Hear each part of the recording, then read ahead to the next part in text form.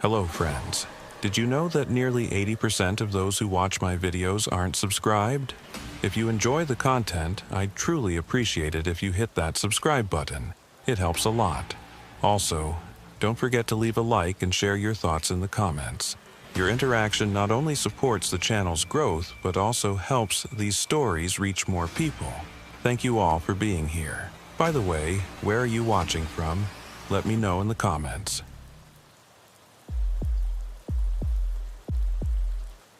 There's a particular kind of silence you get on West Texas highways after midnight. It's not just quiet, it's the absence of everything. No radio stations come through clean. No cell towers strong enough to hold a signal for more than a mile. Just you, the asphalt, and the kind of darkness that makes you understand why people used to fear the night. I've been with the Texas Highway Patrol for 11 years now, and I thought I'd seen everything these roads had to offer.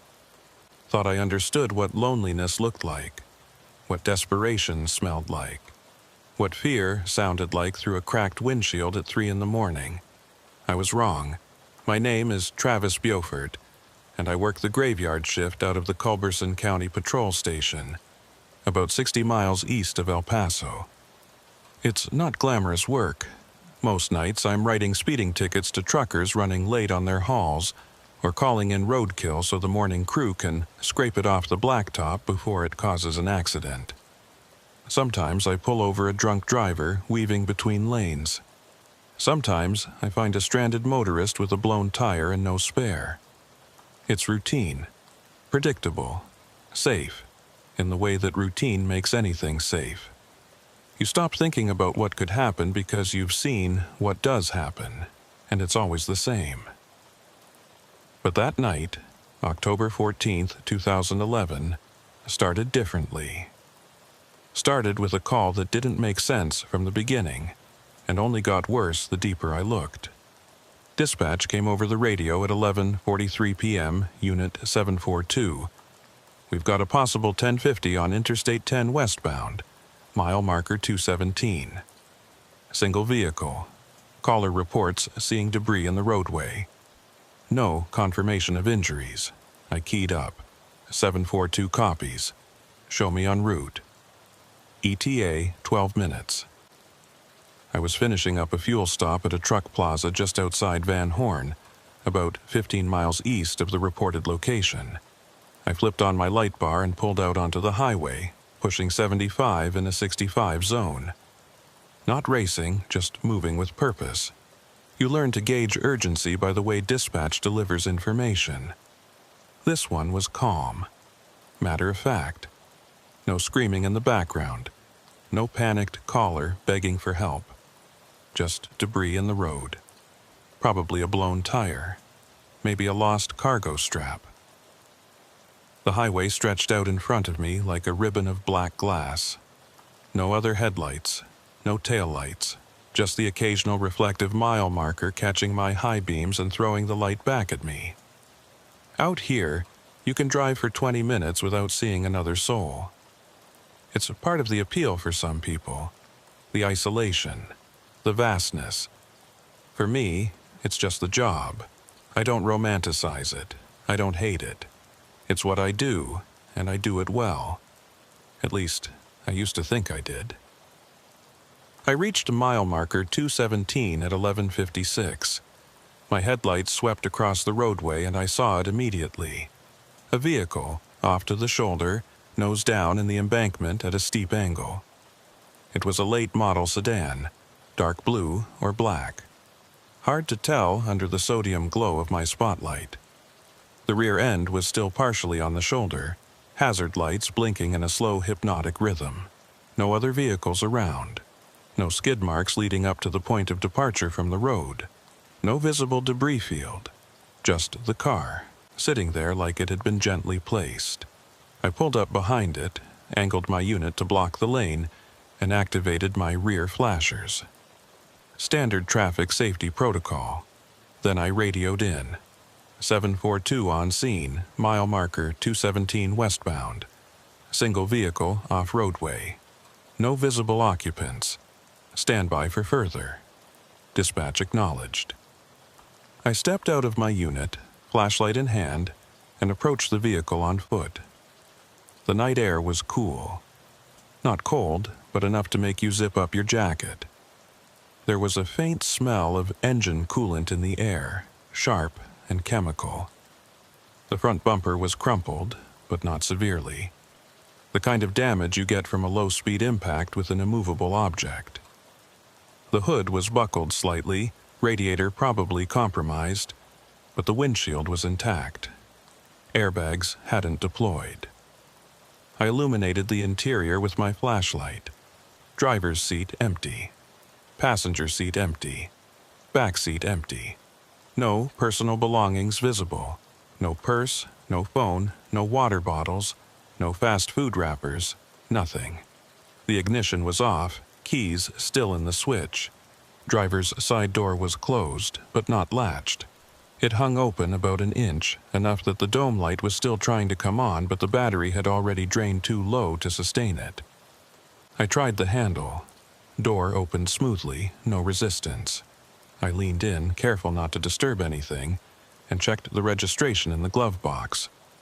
Vehicle was registered to a business address in Midland, Texas. Fleet vehicle, rental company. No individual name.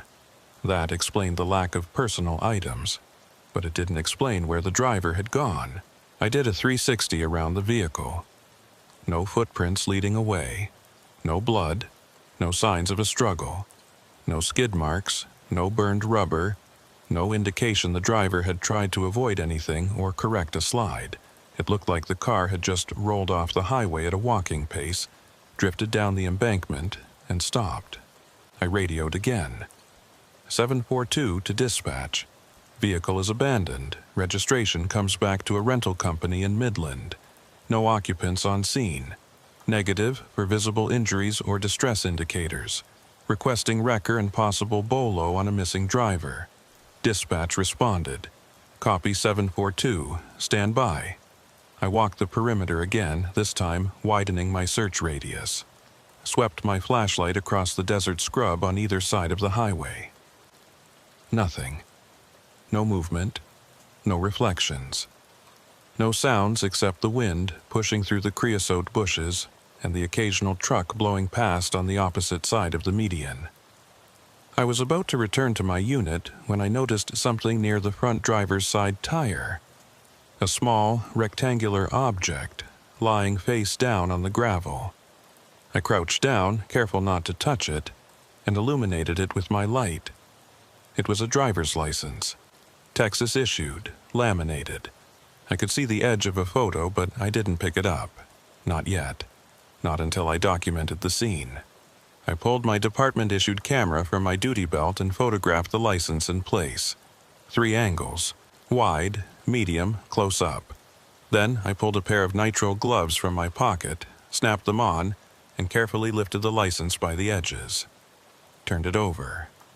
The photo showed a man in his mid-30s, Caucasian, brown hair, clean-shaven, neutral expression.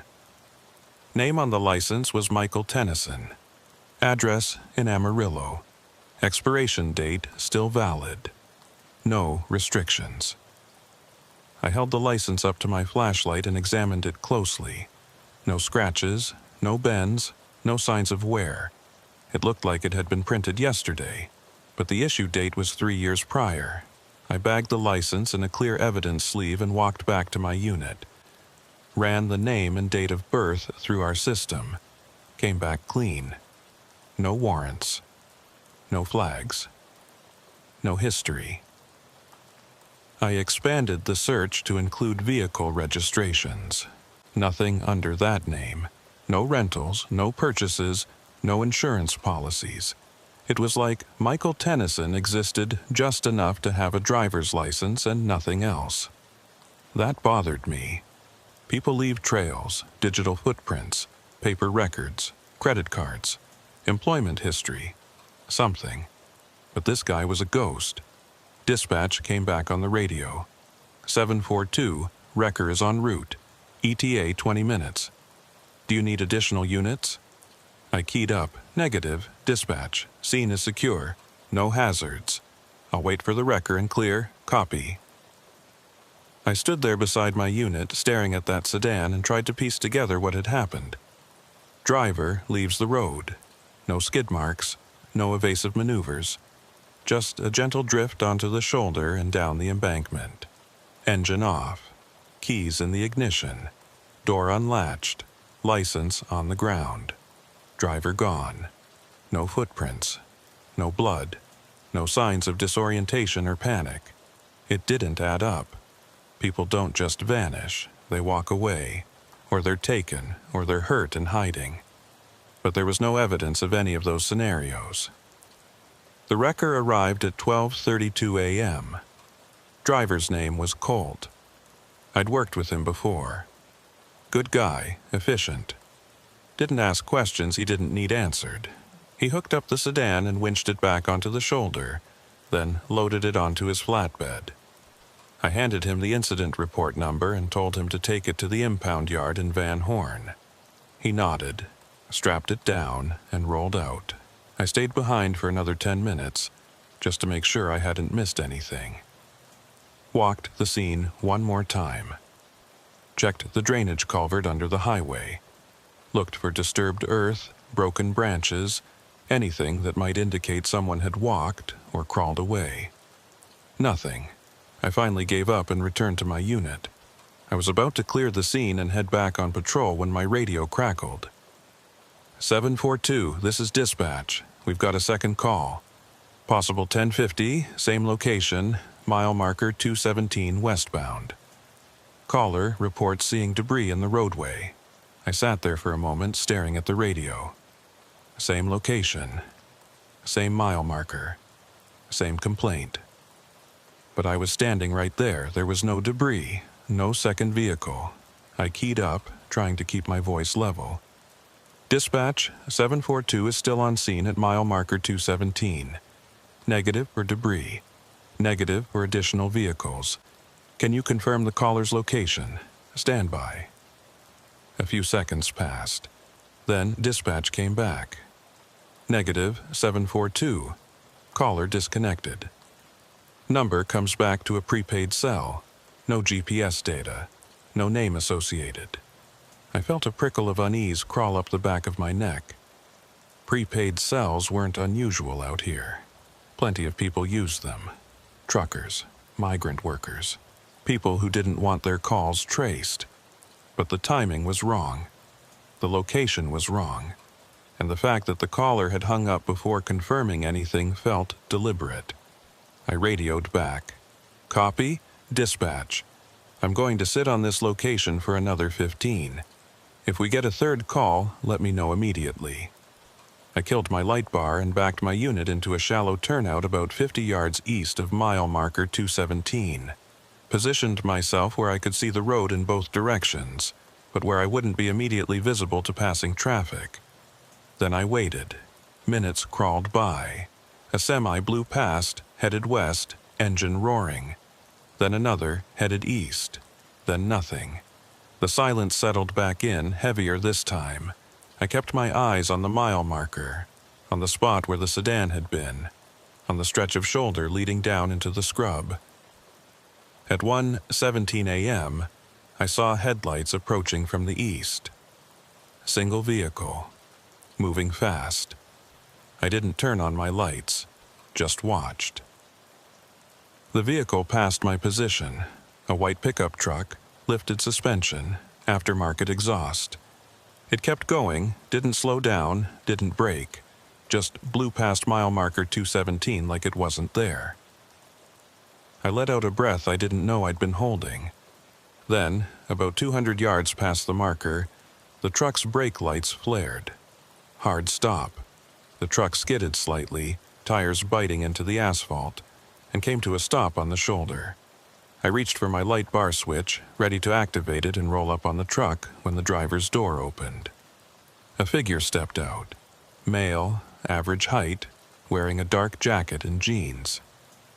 He stood there for a moment, just looking down at the shoulder, then crouched down. I couldn't see what he was doing, but his posture suggested he was picking something up. Then he stood, turned, and looked directly at my position. I was parked in shadow, no lights, no movement. There was no way he should have been able to see me. But he stared right at me for a solid 5 seconds. Then he got back in his truck, slammed the door, and took off. Westbound, fast. I started my engine and flipped on my light bar. Pulled out onto the highway and accelerated hard, closing the distance. Ran the plate through my in-car system as I drove. Came back registered to a commercial address in Odessa. Repair shop, legitimate business. But the way that guy had stared at me, the way he'd crouched down on the shoulder exactly where the sedan had been, it didn't sit right. I radioed in 742 in pursuit of a white Chevrolet pickup, westbound on I-10. Plate comes back to a business in Odessa. Subject displayed suspicious behavior at the previous scene. Requesting backup if available. Dispatch acknowledged. No backup was available. Nearest unit was 40 minutes out. I was on my own. I pushed my cruiser up to 90, lights flashing, siren off. Didn't want to spook him, just wanted to close the gap and initiate a traffic stop. But the truck didn't slow, didn't pull over, just kept moving, maintaining speed. I activated my siren, gave 3 short bursts, universal signal to pull over. Still nothing. Now I was committed. This was a pursuit. I radioed again. 742. Subject is refusing to yield. Continuing pursuit westbound. Speed 90. No erratic driving, no visible weapons. Subject is not attempting to evade, just not stopping. The truck maintained 90 miles per hour for another 3 miles. Then, without warning, it decelerated smoothly and pulled onto the shoulder.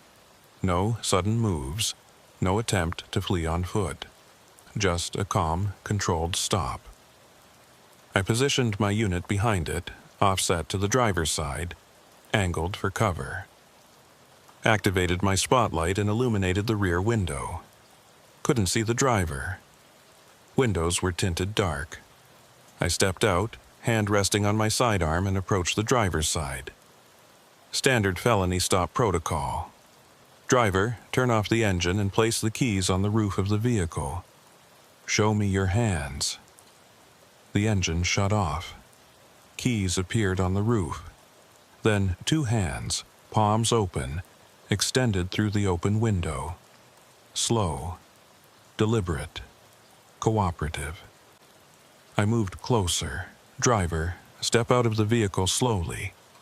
Keep your hands where I can see them. The door opened. The man from before stepped out. Caucasian, mid-30s, brown hair, clean-shaven. He looked at me with an expression I couldn't quite read. Not hostile, not afraid, just knowing. Like he'd been expecting me. I moved him away from the truck and positioned him against the side, hands on the roof. Standard pat-down, no weapons, no contraband, just a wallet, a cell phone, and a set of keys. I pulled his driver's license. The name on the license was Michael Tennyson. I stood there on the shoulder of Interstate 10, holding 2 driver's licenses with the same name, same photo, same date of birth, and I felt something shift in my understanding of what was happening.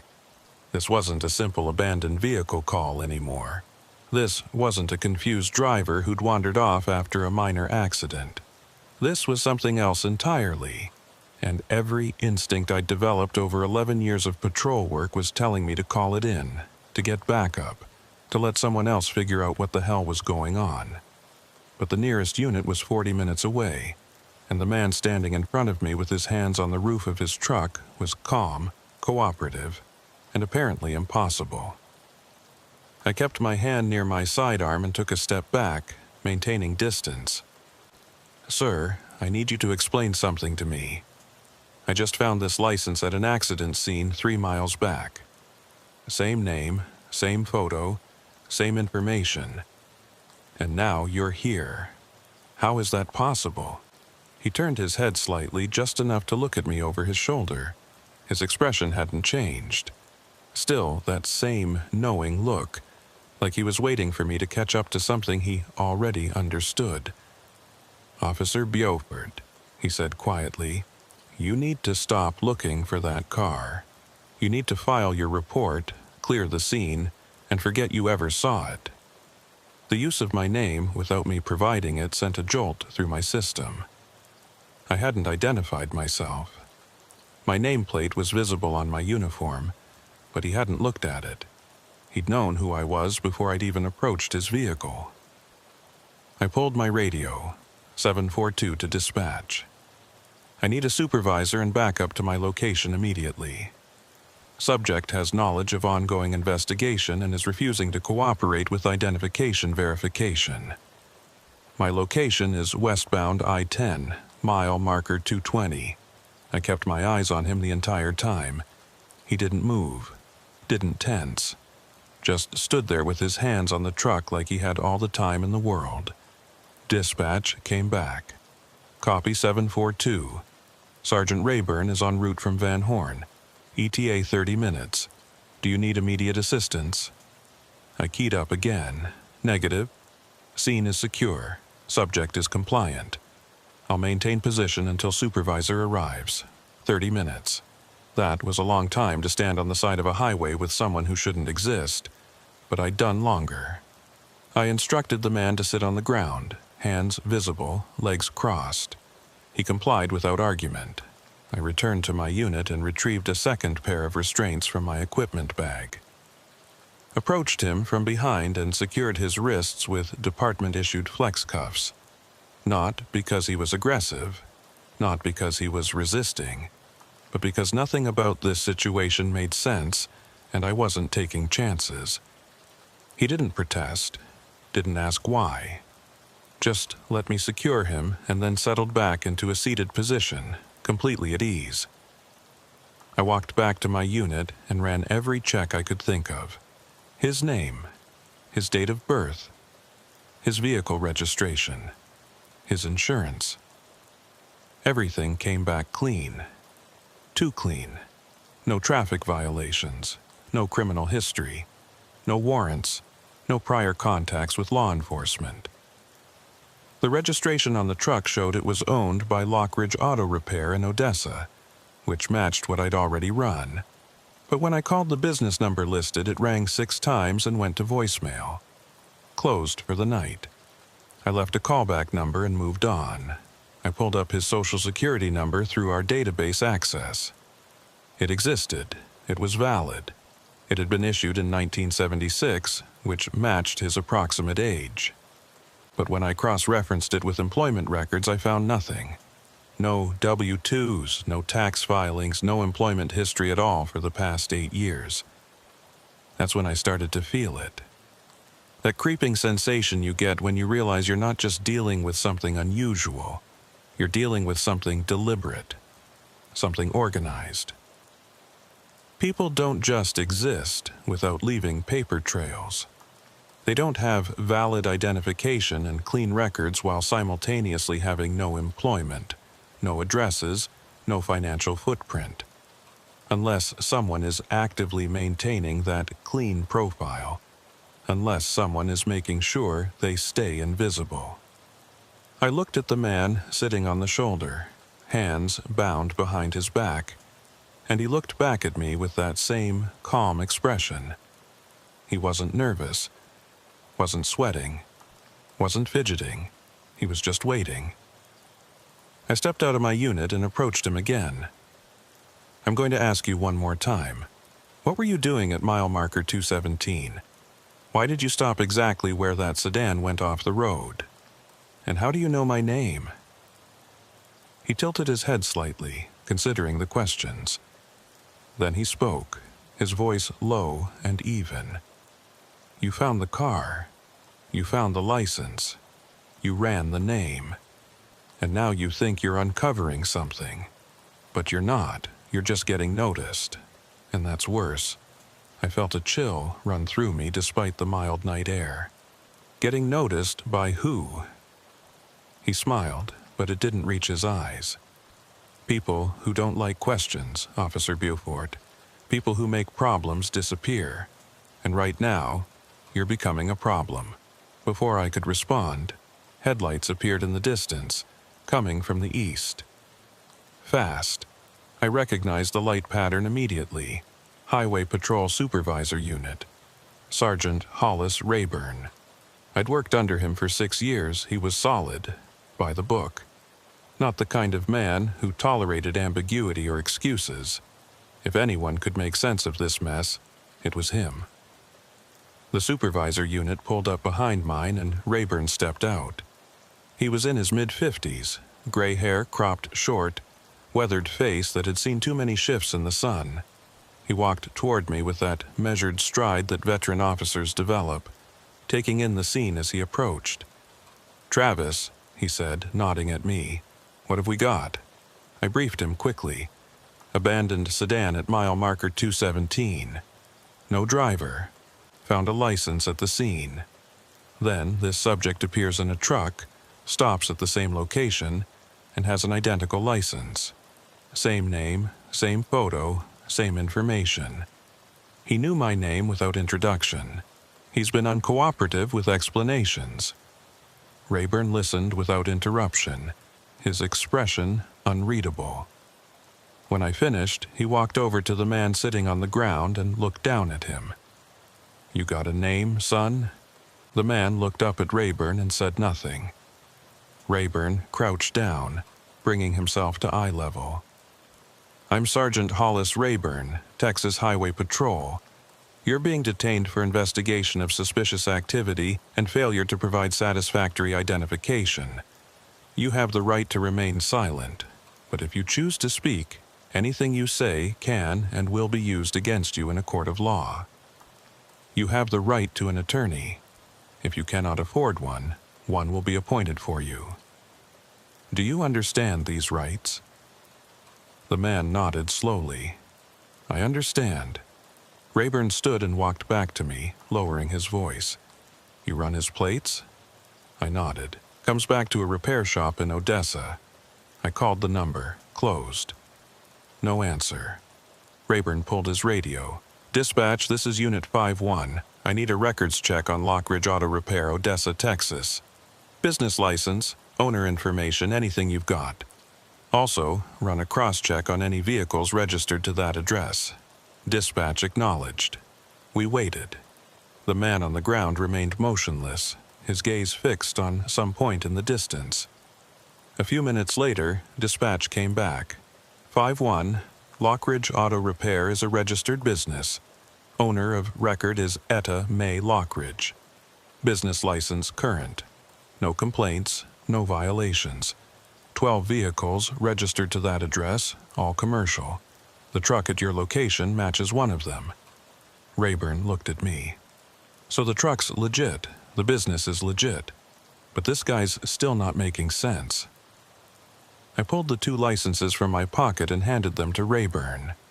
He examined them under his flashlight, flipping between the 2, comparing every detail. They were identical. Same microprint, same holographic overlay, same magnetic strip and coating. If one was a fake, it was the best fake either of us had ever seen. Rayburn handed them back to me. "We need to bring him in, process him properly, get his prints, run facial recognition, see if he's got a twin or if someone's running a duplication scheme." I agreed. But before we could move, the man on the ground spoke again. "You can bring me in, you can fingerprint me, you can run every check you want. But it won't matter.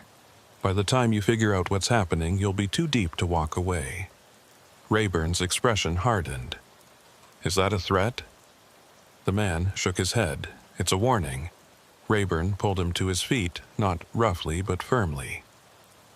"We're taking you to the Van Horn station. You'll be processed there. If you've got something to say, you'll say it on record." The man didn't resist. We loaded him into the back of Rayburn's unit, secured behind the partition. I followed in my cruiser, the white pickup truck left on the shoulder with a hold notice for impound. We drove in convoy, maintaining radio contact, and reached the Van Horn station at 2:34 a.m. The station was a small, single-story building with 4 holding cells, a processing area, and a dispatch office.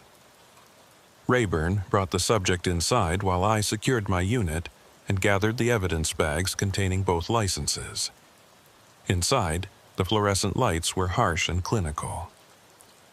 Rayburn sat the man down in the processing area and removed the flex cuffs, replacing them with standard chain-link handcuffs attached to a steel bar on the table. Standard procedure for processing. Rayburn pulled out the booking sheet and began filling in the information. Name, Michael Tennyson. Date of birth. Address listed on the license was in Amarillo, but when Rayburn called it in for verification, dispatch reported no such address existed. The street name was real. The block number was not. Rayburn set down his pen and looked at the man across the table. You want to start telling the truth now?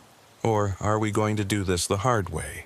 The man leaned back in his chair, as much as the restraints would allow. The truth is, Sergeant, you're not going to find what you're looking for, because I don't exist in the way you think I do. Rayburn's jaw tightened. Everyone exists somewhere. You've got a body, you've got fingerprints, you've got a face. That means you've got a record somewhere. The man smiled faintly. You'd think so, but you'd be wrong. Rayburn stood and gestured for me to follow him into the hallway. We stepped outside the processing room, leaving the door ajar so we could still see the subject. Rayburn kept his voice low. This guy's playing games, but I don't like the way he's playing them. Too calm, too prepared, like he's been through this before. I nodded. I'm thinking the same thing. What if he's part of something bigger? What if that sedan wasn't an accident? Rayburn rubbed his jaw, thinking, we need to contact Midland PD. Find out who rented that vehicle. Get the rental agreement. See if the name matches. If it does, we've got identity fraud. If it doesn't, we've got something worse. He pulled his radio and contacted dispatch, requesting a direct line to Midland Police Department's night shift supervisor. While we waited for the callback, I walked back into the processing room and sat down across from the man. I kept my tone neutral. You said people who make problems disappear. What did you mean by that? He looked at me for a long moment, then spoke quietly. That sedan you found. It wasn't empty by accident. The driver was removed. And the reason you found that license on the ground was because someone wanted you to find it. Wanted you to start asking questions. Wanted you to follow the trail. I felt my pulse quicken high. Why would someone want that? He leaned forward slightly, his voice dropping even lower. Because they're testing you, Officer Beaufort. Testing to see if you're the kind of cop who lets things go, or the kind who digs deeper. And based on what you've done tonight, I'd say you're the latter, which means you're in danger. Before I could respond, the phone in the dispatch office rang.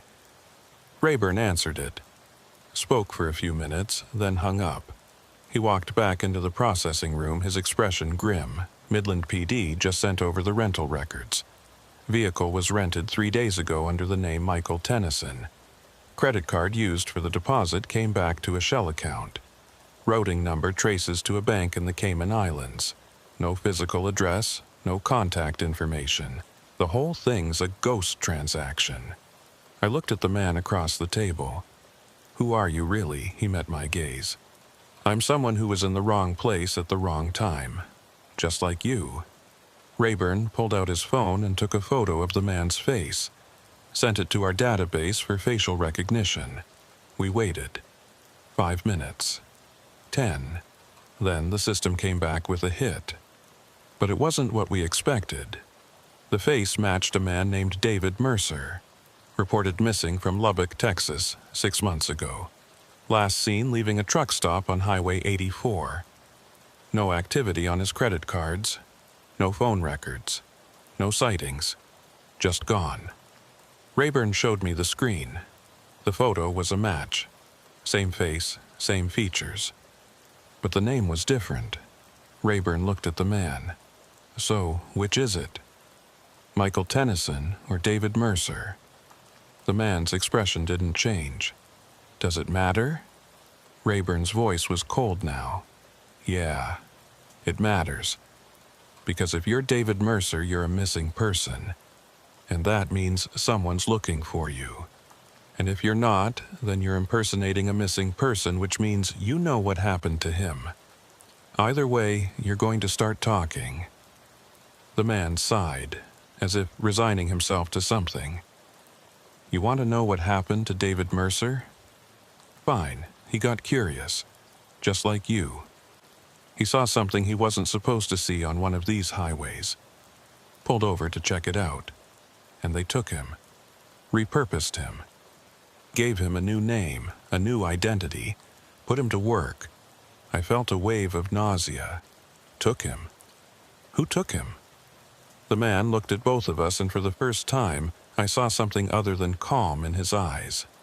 I saw fear. The people who run this corridor, Officer Beaufort. The people who move things across state lines that aren't supposed to be moved. Drugs, weapons, people. They've got cops on payroll, mechanics, dispatchers, anyone who can keep their operations running smooth. And when someone gets in the way, they don't just kill them. That's too messy, too much attention. They repurpose them, make them useful. Rayburn's face had gone pale. You're saying there's a trafficking ring running through West Texas, and they've got law enforcement on their payroll? The man nodded slowly. And you just stepped into the middle of it. That sedan you found. It was a test vehicle. They leave them in specific locations to see how long it takes for patrol to respond. To see who responds. To see if the responding officer files a proper report or if they let it slide. You didn't let it slide, Officer Beaufort. You documented everything. You followed procedure. And now they know you're not one of theirs. Rayburn and I exchanged a look. If this was true, if even half of what he was saying was true, then we weren't just dealing with a suspicious person. We were dealing with organized crime on a scale that neither of us had ever encountered in this county. Rayburn pulled his radio. "Dispatch, this is Unit 5-1. I need to speak with the county sheriff immediately. Priority 1, patch me through." But before dispatch could respond, the lights in the station went out. All of them. Emergency lighting kicked in a second later, bathing everything in dim red. Rayburn's hand went to his sidearm. "Travis, check the perimeter. I'm staying with the subject." I drew my weapon and moved toward the front entrance, every sense heightened. The station had backup generators. The lights shouldn't have gone out. Not completely. I reached the front door and looked out through the reinforced glass. 3 vehicles were parked in the lot that hadn't been there before. Dark SUVs.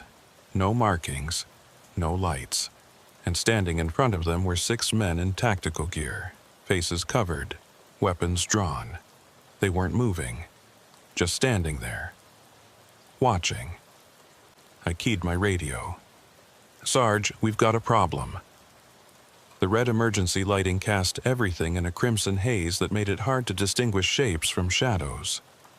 I stood at the front entrance of the Van Horn station, weapon drawn, watching 6 armed men in tactical gear standing motionless in the parking lot. They weren't advancing, weren't calling out demands, just standing there in formation like they were waiting for something. Or someone. My radio crackled. Rayburn's voice came through tense and controlled. "Travis, talk to me. What's the situation?" I kept my eyes on the men outside. 6 subjects in tactical gear. Armed. No identification. No markings on the vehicles. They're not moving. Just watching the building. There was a pause. Then Rayburn responded. "Lock down the front entrance. I'm securing the rear. Do not engage unless they breach." I backed away from the door and through the manual bolt lock, a heavy steel bar that slid into reinforced brackets on either side of the frame. The station had been built in the 70s, back when rural law enforcement facilities were designed to withstand anything from riots to armed standoffs. The doors were solid core steel. The windows were reinforced with wire mesh embedded in the glass. It wasn't impenetrable, but it would slow them down. I moved through the front office, checking each window, confirming they were secured.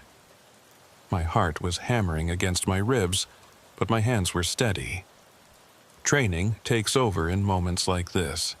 You stop thinking about fear and start thinking about procedure. Assess the threat. Secure the position. Establish communication. Request backup. I returned to the processing room where Rayburn stood beside the table, his sidearm drawn and pointed at the floor. The man we'd brought in, the one who claimed to be David Mercer, sat cuffed to the steel bar, his expression unchanged. He looked at me as I entered. "They're here for me," he said quietly. "Not for you. Not yet. But if you don't let me go, they'll come in. And when they do, they won't leave witnesses." Rayburn's voice was steel. "We're not negotiating with armed intruders. We're law enforcement officers in a secure facility. If they want you, they'll have to go through proper channels." The man shook his head slowly. "There are no proper channels for them, Sergeant. They are the channels. They decide what gets reported and what disappears. And right now, you're making a choice. You can let me walk out that door and they'll leave. Or you can keep me and they'll come in and you won't survive it." I looked at Rayburn. His jaw was set, but I could see the calculation happening behind his eyes. He'd been a cop long enough to know when someone was bluffing and when they were telling the truth. And right now, every instinct was telling us that this man wasn't bluffing. Rayburn pulled his radio. "Dispatch, this is Unit 5-1. We have an active situation at the Van Horn station. Multiple armed subjects in the parking lot. Request immediate backup from all available units and contact County Sheriff. This is a Priority 1 emergency." The radio crackled with static. Then nothing. Rayburn tried again. "Dispatch, do you copy?" Still nothing, just dead air. I pulled my own radio and switched to the emergency frequency. "Any unit, this is 742. We have armed intruders at the Van Horn station. Request immediate assistance. Repeat, armed intruders on site. Officer needs help." The emergency channel was supposed to be monitored by every law enforcement agency in the county. State police, county sheriff, border patrol, even local PD. But all I got back was silence. Rayburn looked at me, and I saw something I'd never seen in his face before. Uncertainty.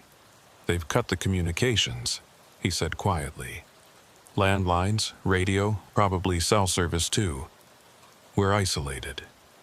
The man at the table spoke again. "That's what they do. They create dead zones, 30 minutes. That's how long they can keep you cut off before someone notices. And in 30 minutes they can make a lot of things disappear." I moved to the window and carefully looked out through the wire mesh. The 6 men hadn't moved. But now I could see more detail in the emergency lighting bleeding out from the station. Their gear was professional. Not surplus or civilian tactical equipment. This was military grade. Plate carriers, ballistic helmets, night vision mounts, short barrel rifles with infrared lasers. These weren't criminals playing dress-up. These were trained operators. And that terrified me more than anything else. Because criminals you can predict. Criminals make mistakes. But operators follow protocols. They execute missions. And right now, we were the mission. Rayburn moved beside me and looked out. His voice was barely above a whisper. "I've been on the force for 26 years. I've never seen anything like this."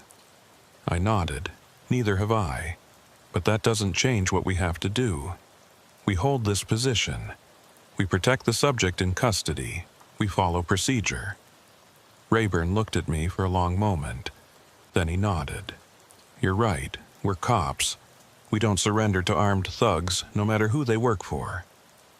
He turned back to the man at the table. "You said they're here for you. What do they want?" The man met his gaze. "They want to make sure I don't talk. They want to make sure you don't learn what I know. And they want to send a message to anyone else who might think about breaking away." I turned from the window. Breaking away from what?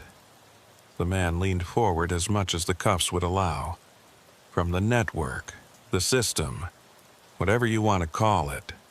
It's been running through West Texas for years, using the highways, the truck stops, the rental car agencies, the repair shops, moving product and people across state lines. And law enforcement has been looking the other way because the right people are getting paid. But 6 months ago, I decided I was done. I tried to disappear, changed my name, changed my route, thought I could just fade out. But you don't fade out from something like this. They find you, they bring you back, or they make sure you can't talk. Rayburn pulled a chair over and sat down across from him, holstering his weapon but keeping his hand near it. Names. I need names. Who's running this operation? The man shook his head. You think I'm going to give you names while they're standing outside with rifles? Even if I wanted to, I wouldn't make it to sunrise. Rayburn's voice hardened. You're already not going to make it to sunrise if we don't figure a way out of this. So start talking. Give me something I can use. Something that'll help me understand what we're up against. The man was quiet for a moment, considering. Then he spoke. All right. There's a truck stop about 40 miles east of here, place called the Desert Rose. That's where they coordinate, where the drivers check in, where the payments get made. If you want to see how deep this goes, that's where you start. But you go there asking questions, you better be ready for the answers. I committed the name to memory. Desert Rose Truck Stop, 40 miles east. I'd driven past it 100 times on patrol. Never stopped there. Never had a reason to. It was just another 24-hour fuel station with a diner and a few parking spots for overnight truckers. But if what this man was saying was true, it was a hub for something much darker. I looked at Rayburn. We need to get this information out. Even if we can't call for backup, we can document everything. Body cameras, written reports, something that'll survive if we don't. Rayburn nodded. He stood and moved to the dispatch desk, pulling out an incident report form and a pen. Started writing. Date, time, location, officers present, subject in custody, description of armed intruders. Everything by the book. I moved back to the window. The men outside still hadn't moved, but now I noticed something else. One of them was speaking into a radio. I couldn't hear what he was saying, but his body language suggested he was receiving instructions. A moment later, he lowered the radio and made a hand signal to the others. 3 of them broke formation and moved toward the building. Not rushing, not tactical entry mode, just walking. Confident, like they knew the doors would open for them. I keyed my radio, even though I knew it wouldn't reach anyone. Subjects are approaching the building. 3 men, armed. Rayburn looked up from his report. Hold your position. Do not open that door. The 3 men reached the front entrance and stopped. One of them knocked. Not pounding, not aggressive. Just 3 measured knocks like a visitor arriving for an appointment. Then a voice called out. Muffled through the steel door, but clear enough to understand. Officer Beaufort, Sergeant Rayburn, we don't want any trouble. We just need you to release the individual you're holding. Do that and we'll leave. No one gets hurt. No one asks questions. Everyone goes home. Rayburn and I exchanged a look. The voice was calm. Professional. Almost reasonable. But the words were a threat wrapped in a polite request. Rayburn called back. This is a law enforcement facility. The individual in our custody is being held on suspicion of multiple felonies, including identity fraud and obstruction of justice. If you want him released, contact the county district attorney and file the proper paperwork. There was a pause. Then the voice came again. You're making this harder than it needs to be. We know you've been on the radio trying to call for backup. We know you're isolated. We know you're outnumbered. This doesn't have to end badly. Just open the door. Let him walk out, and we're gone. I moved closer to Rayburn and kept my voice low. They're trying to negotiate. That means they don't want a breach. Either they're worried about casualties or they're worried about evidence. Either way, we've got leverage. Rayburn nodded. As long as we hold this building, we hold the cards. The question is how long we can hold it. The man at the table spoke up. You can't hold it. They've got explosives, breaching charges. If you don't open that door in the next 5 minutes, they'll blow it open. And when they do, they'll throw flashbangs and gas canisters. You'll be blind and choking before you can even aim your weapons. Rayburn turned to him. How do you know that? The man's expression was grim, because that's the protocol. I've seen them do it before. Small town stations like this one. They hit them fast, overwhelm the officers inside, take what they need, burn the place down to cover the evidence. And by the time anyone figures out what happened, they're 3 states away. I felt a cold weight settle in my stomach. We need a plan. Rayburn looked at me. You know this building better than I do. Is there any other way out? I ran through the layout in my mind. The station was a simple rectangular structure.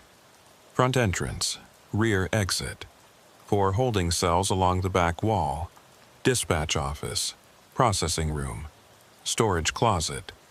No windows big enough to climb through. No ventilation shafts large enough to crawl through. No basement, no attic. If they breached the front and rear simultaneously, we'd be trapped in the middle with nowhere to go. I shook my head.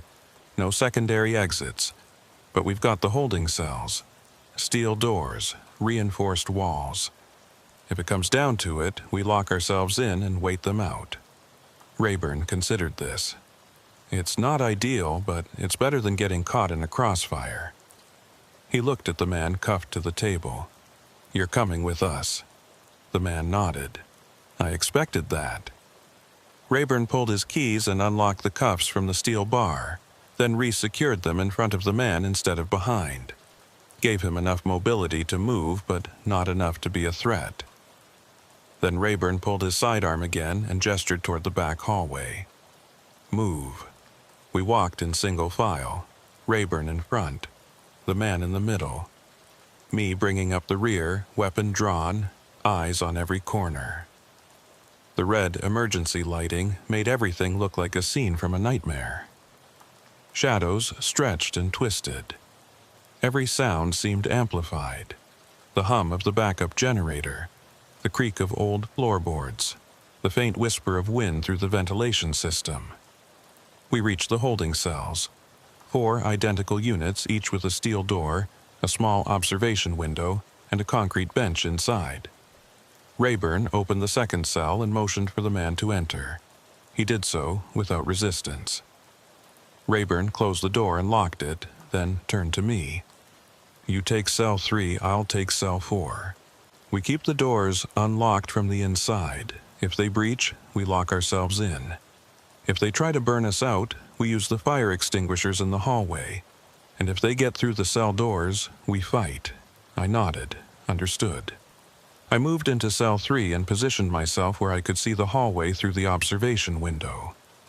Rayburn did the same in cell 4. And then we waited. The minutes stretched out. I counted my breaths, checked my ammunition.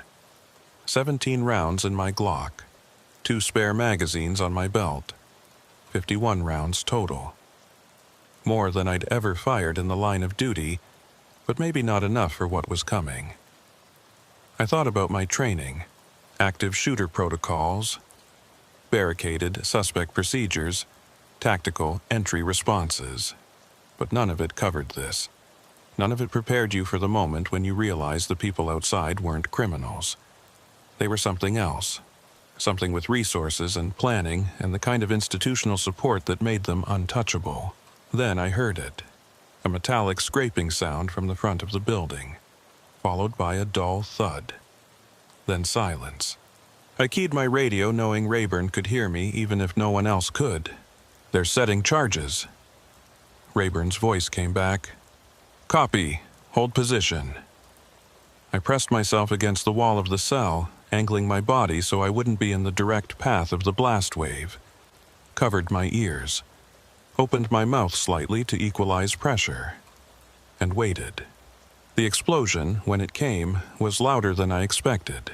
A sharp crack followed by a deep boom that rattled the entire building. The lights flickered. Dust fell from the ceiling. My ears rang despite the precautions, and then I heard shouting, multiple voices, boots on concrete, the sound of men moving with purpose. They were inside. I raised my weapon and sighted down the hallway. Saw movement, shadows flickering in the emergency lighting. Two figures appeared at the end of the corridor, tactical gear, rifles raised. They moved like professionals, smooth, coordinated, covering each other's angles. I held my fire. Didn't want to give away my position. Not yet. They reached the processing room, cleared it, moved to dispatch. Cleared that too. Then they started down the hallway toward the holding cells. That's when Rayburn made his move. He stepped out of cell 4, weapon raised, and shouted, "Drop your weapons! Texas Highway Patrol! Get on the ground now!" The two men didn't hesitate. They pivoted and opened fire. The muzzle flashes were blinding in the dim light. I heard Rayburn return fire. 3 shots. 4. Then a grunt of pain. I stepped out of my cell and engaged the nearest target. 2 rounds, center mass. He went down. The second man turned toward me, and I put 3 more rounds into him before he could bring his rifle to bear. He dropped. The hallway fell silent except for the ringing in my ears and the sound of labored breathing. I moved toward Rayburn's cell, found him slumped against the wall, hand pressed to his side, blood seeping between his fingers. "Sarge, talk to me. How bad is it?" He grimaced, through and through. "Feels like it missed anything vital, but I'm bleeding pretty good." I pulled my first aid kit from my belt and tore open a quick clot gauze pack. Pressed it against the entry wound. Held pressure. Rayburn hissed in pain but didn't pull away. I heard more voices from the front of the building. More men entering. We were out of time. I looked at Rayburn. "We can't hold them." He nodded, his face pale. "I know. Get to the evidence. Get it out." I shook my head. "I'm not leaving you." He grabbed my wrist with surprising strength. "That's an order, Officer Buford. This information is bigger than us. Get it out. Make sure someone knows." I held his gaze for a moment. Then I nodded. I pulled the written report from his pocket, folded it, tucked it inside my vest. Then I helped him into cell 4 and locked the door from the outside, leaving the key in his hand so he could unlock it from inside if needed. I moved to cell 2 and did the same for the man who'd warned us about all of this. Locked him in. Then I turned and ran toward the rear exit. More gunfire erupted behind me. Voices shouting. I didn't look back. I hit the rear door at full speed, shouldered it open, and burst out into the night air.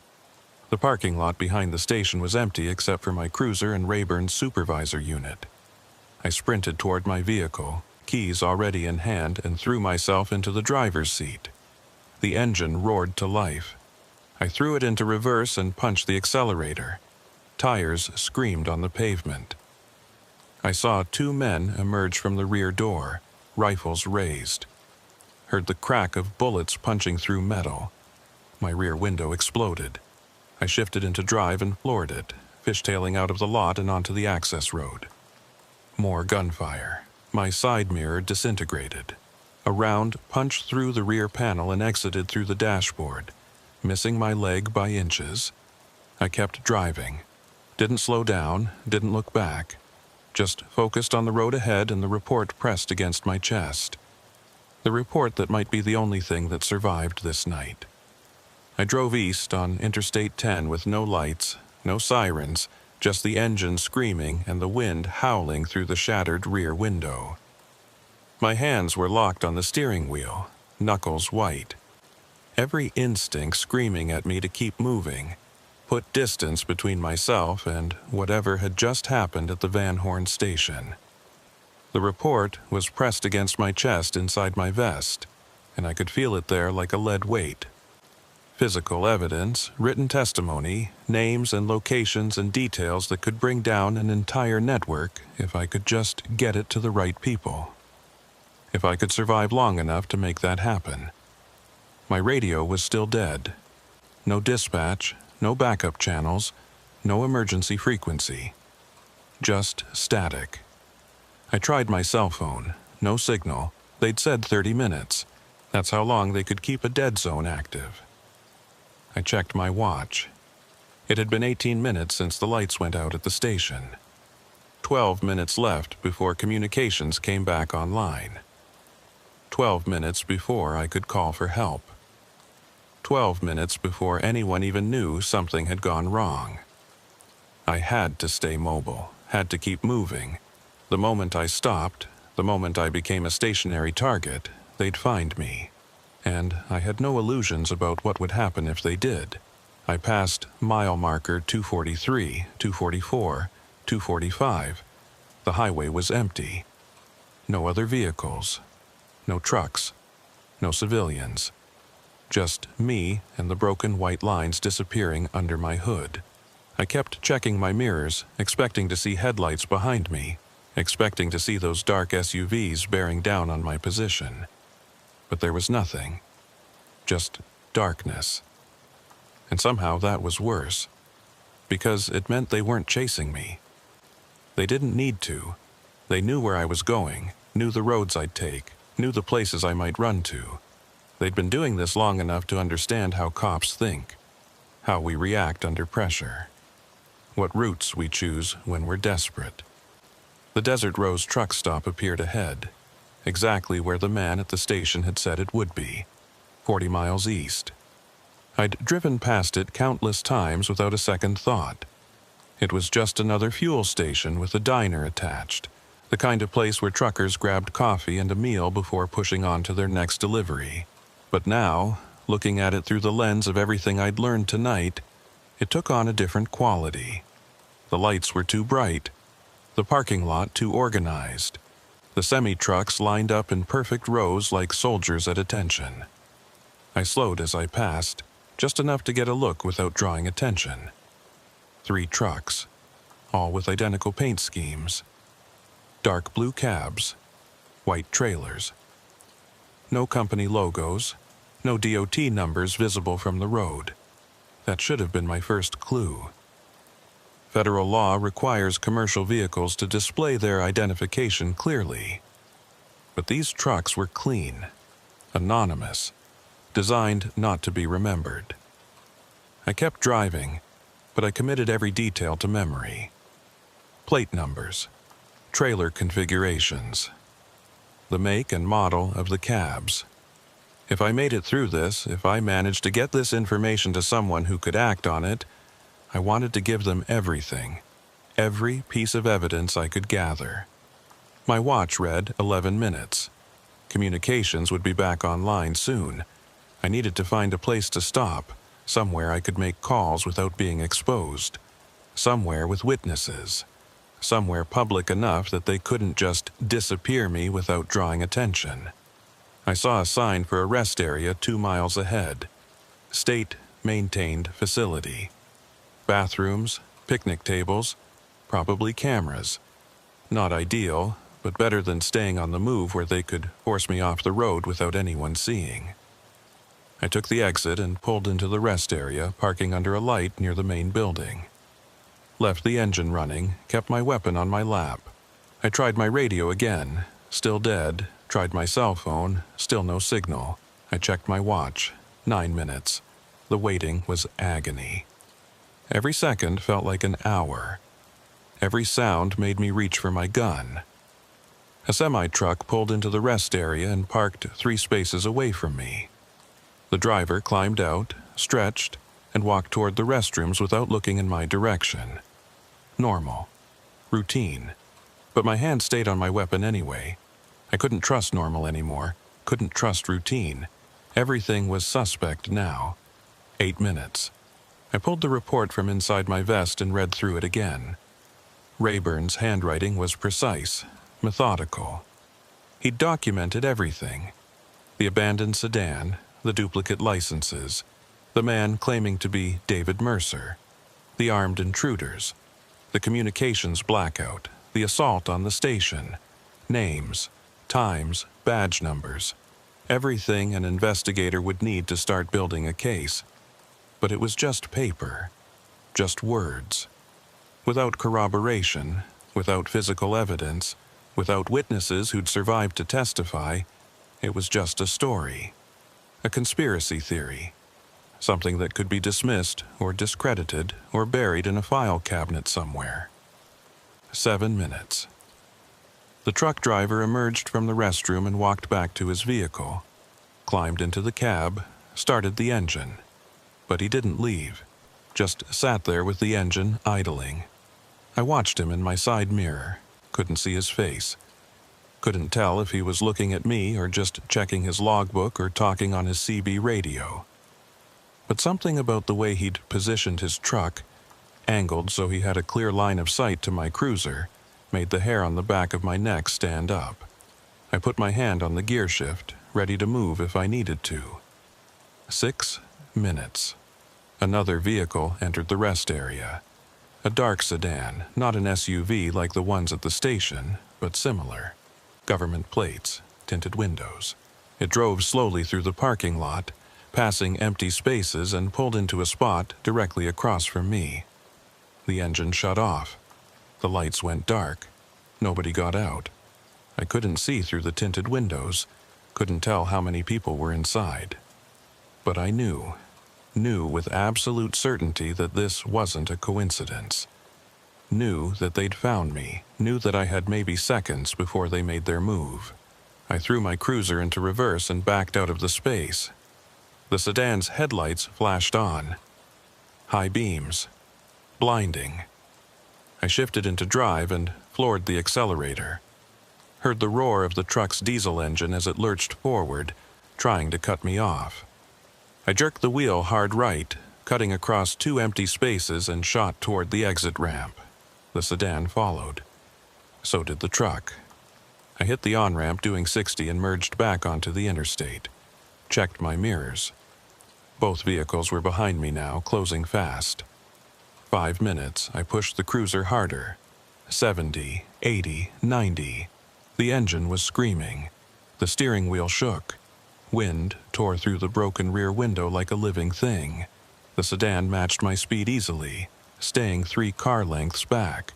The truck was falling behind but still visible, headlights bouncing in my rearview mirror. I needed to lose them. Needed to create enough distance that I could pull over and make a call the moment communications came back online. But the highway was straight and flat and empty, and there was nowhere to hide. 4 minutes. I saw another exit ahead. Small, 2-lane road heading north into ranch country. No lights, no civilization. But maybe that's what I needed. Maybe I could lose them in the darkness, find a ranch house with a landline, call for help before they tracked me down. It was a risk, but staying on the interstate was a guaranteed dead end. I took the exit without signaling, cranking the wheel at the last possible second. The cruiser's tires screamed. The back end slid out. I corrected, fighting for traction, and shot up the exit ramp. The sedan followed. The truck stayed on the interstate. Maybe it was too big to make the turn. Maybe it was going somewhere else. I didn't have time to wonder. 3 minutes, the 2-lane road stretched out ahead, cutting through empty desert scrubland. No houses. No lights. No signs of human presence. Just pavement and darkness and the sedan's headlights growing larger in my mirror. I pushed harder. The cruiser's speedometer hit 100, 110, 120. The steering was getting loose. The front end was starting to float. I was pushing the vehicle beyond its limits, but I had no choice. If I slowed down, they'd catch me. If they caught me, I was dead. And the report would die with me. 2 minutes, the sedan was gaining. Whoever was driving knew what they were doing. Professional. Controlled. Not trying to ram me or run me off the road, just maintaining pressure, keeping me moving, herding me towards something. I realized with a sinking feeling that this wasn't a chase. This was a hunt. They were driving me toward a predetermined location. Somewhere they'd already prepared. Somewhere they could finish this without witnesses. I saw it ahead, a roadblock. 2 vehicles parked nose to nose across the highway. Dark SUVs. The same ones from the station. 1 minute. I had seconds to decide. I could brake and try to turn around, but the sedan would rear-end me before I completed the maneuver. I could try to ram through the roadblock, but that would destroy my cruiser and leave me on foot. Or I could leave the road. Take my chances in the desert. Hope the cruiser's suspension could handle the terrain long enough to create distance. It wasn't a good option, but it was the only option I had. I jerked the wheel right and left the pavement. The cruiser bucked and jumped as it hit the hardpack. Sagebrush scraped against the undercarriage. Rocks pinged off the frame. The steering wheel fought my grip, but I stayed on the accelerator, kept moving. 30 seconds. The sedan followed me into the desert, its headlights bouncing wildly. Behind it, I saw the SUVs from the roadblock turning around, joining the pursuit. I was surrounded. No matter which direction I turned, they were there, closing in, coordinating, communicating through channels I couldn't hear. My radio suddenly crackled to life. Communications were back online. I grabbed it with one hand, still steering with the other. Any unit, this is 742. Officer needs immediate assistance. I'm in pursuit, heading north off Interstate 10, mile marker 268. Multiple hostile vehicles. Shots fired. Officer down at Van Horn Station. Request all available units and medical response. The response came immediately. But it wasn't dispatch. It was a voice I didn't recognize. Calm. Professional. Almost sympathetic. Officer Beaufort, this is Unit 742. Your unit is no longer active. Your badge number has been flagged. Return to the station for debriefing. I felt ice flood through my veins.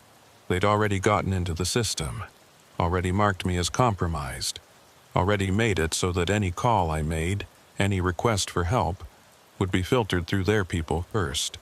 I was completely cut off. I keyed up again, trying a different approach. This is Officer Travis Beaufort, Texas Highway Patrol. I have evidence of organized criminal activity involving law enforcement corruption. I need to speak with Internal Affairs immediately. Another voice came back. Different person, same tone. Officer Beaufort, stand down. You are ordered to return to base. Any further unauthorized transmissions will result in disciplinary action. I threw the radio down. It was useless, worse than useless. Every time I transmitted, I was giving them my position, helping them triangulate me. I had to go dark, had to disappear. But how do you disappear when they control the roads, the communications, the entire infrastructure you've relied on your entire career? The answer was simple. You don't. You make them think you've disappeared. Then you hit them from an angle they're not expecting. I saw a deep wash ahead, a dry creek bed cutting through the desert. I aimed for it and sent the cruiser airborne for a brief, stomach-dropping moment. We hit the bottom hard. The suspension compressed. Something underneath snapped. But the engine kept running. I followed the wash east, using the banks for cover, keeping my lights off. The pursuing vehicles overshot my position, their headlights sweeping past overhead. I heard engines revving, voices on radios. They were looking for me, but for the moment, I'd vanished. I drove another quarter mile, then pulled the cruiser behind a cluster of boulders and killed the engine. I sat in the darkness, listening, hearing my own heartbeat, feeling the report pressed against my chest. I pulled it out and looked at it one more time. Then I took out my cell phone. Still no signal for calls, but I had a data connection. Weak, but there. I opened the camera app and photographed every page of the report. High resolution, multiple angles. Uploaded them to a cloud storage account I'd set up years ago for backing up personal files. Waited for the upload to complete. It took 3 minutes. 3 agonizing minutes where I expected to hear footsteps, to see flashlights, to hear voices calling my name. But nothing came. The upload finished. I confirmed the files were there. Then I pulled out my lighter and burned the paper report. Watched it curl and blacken and turn to ash. The evidence was gone, but it wasn't destroyed. It was preserved, digitally. Somewhere they couldn't reach it, couldn't suppress it, couldn't make it disappear. I scattered the ashes and stepped out of the cruiser. My legs were shaking. My hands were trembling. But I was alive, and I had a choice to make. I could keep running, could try to disappear, change my name, leave the state, start over somewhere they'd never find me. Or I could fight, could use what I knew, could find someone I trusted who wasn't part of their network. Someone who could help me expose what was happening out here. I thought about Sergeant Hollis Rayburn, bleeding in that cell at the Van Horn station. Thought about David Mercer, the man who'd tried to break away and gotten repurposed instead. Thought about all the others I didn't know about. The ones who'd disappeared along these highways over the years. The ones who'd been turned into ghosts, or worse. They deserved better. They deserved justice. And I was the only one left who could give it to them. I started walking. Not back toward the highway. Not toward civilization. But toward the Desert Rose truck stop. Toward the place where it all coordinated. I knew it was insane. Knew I was walking into the center of the network that wanted me dead. But sometimes the safest place to hide is in plain sight. Sometimes the best way to survive is to become invisible. And sometimes the only way to win is to change the rules of the game entirely. I reached the truck stop just before dawn. The parking lot was emptier now. Only one of those anonymous trucks remained, engine idling, driver nowhere visible. I circled around to the rear of the building, found the service entrance. Unlocked, I pushed it open and stepped inside. Found myself in a storage area. Boxes of supplies, cleaning equipment. And in the back corner, a door marked Private, Employees Only. I tried the handle, also unlocked.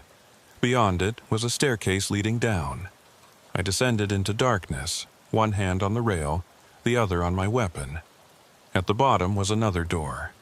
Steel, reinforced, with a keypad lock. I stood there in the darkness, listening to the faint hum of ventilation systems, and I realized that everything they'd said was true.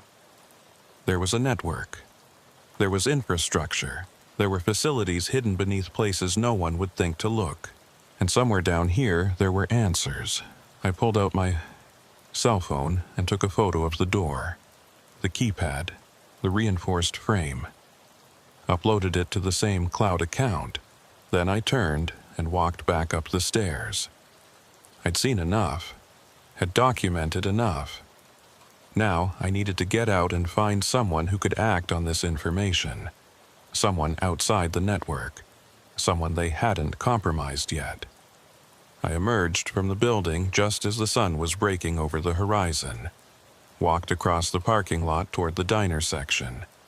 Pushed open the front door. Inside, a woman in her 60s stood behind the counter, pouring coffee into ceramic mugs. She looked up as I entered, and I saw recognition flash across her face. Not of me personally, but of what I represented. The uniform, the badge, the exhaustion in my eyes. She set down the coffee pot and spoke. "You're not supposed to be here." Her voice was quiet, not hostile, just stating a fact. "I know," I said, "but I need help. I need to make a phone call, a real one, not through dispatch." She studied me for a long moment. Then she nodded toward a door marked Office. There's a landline in there.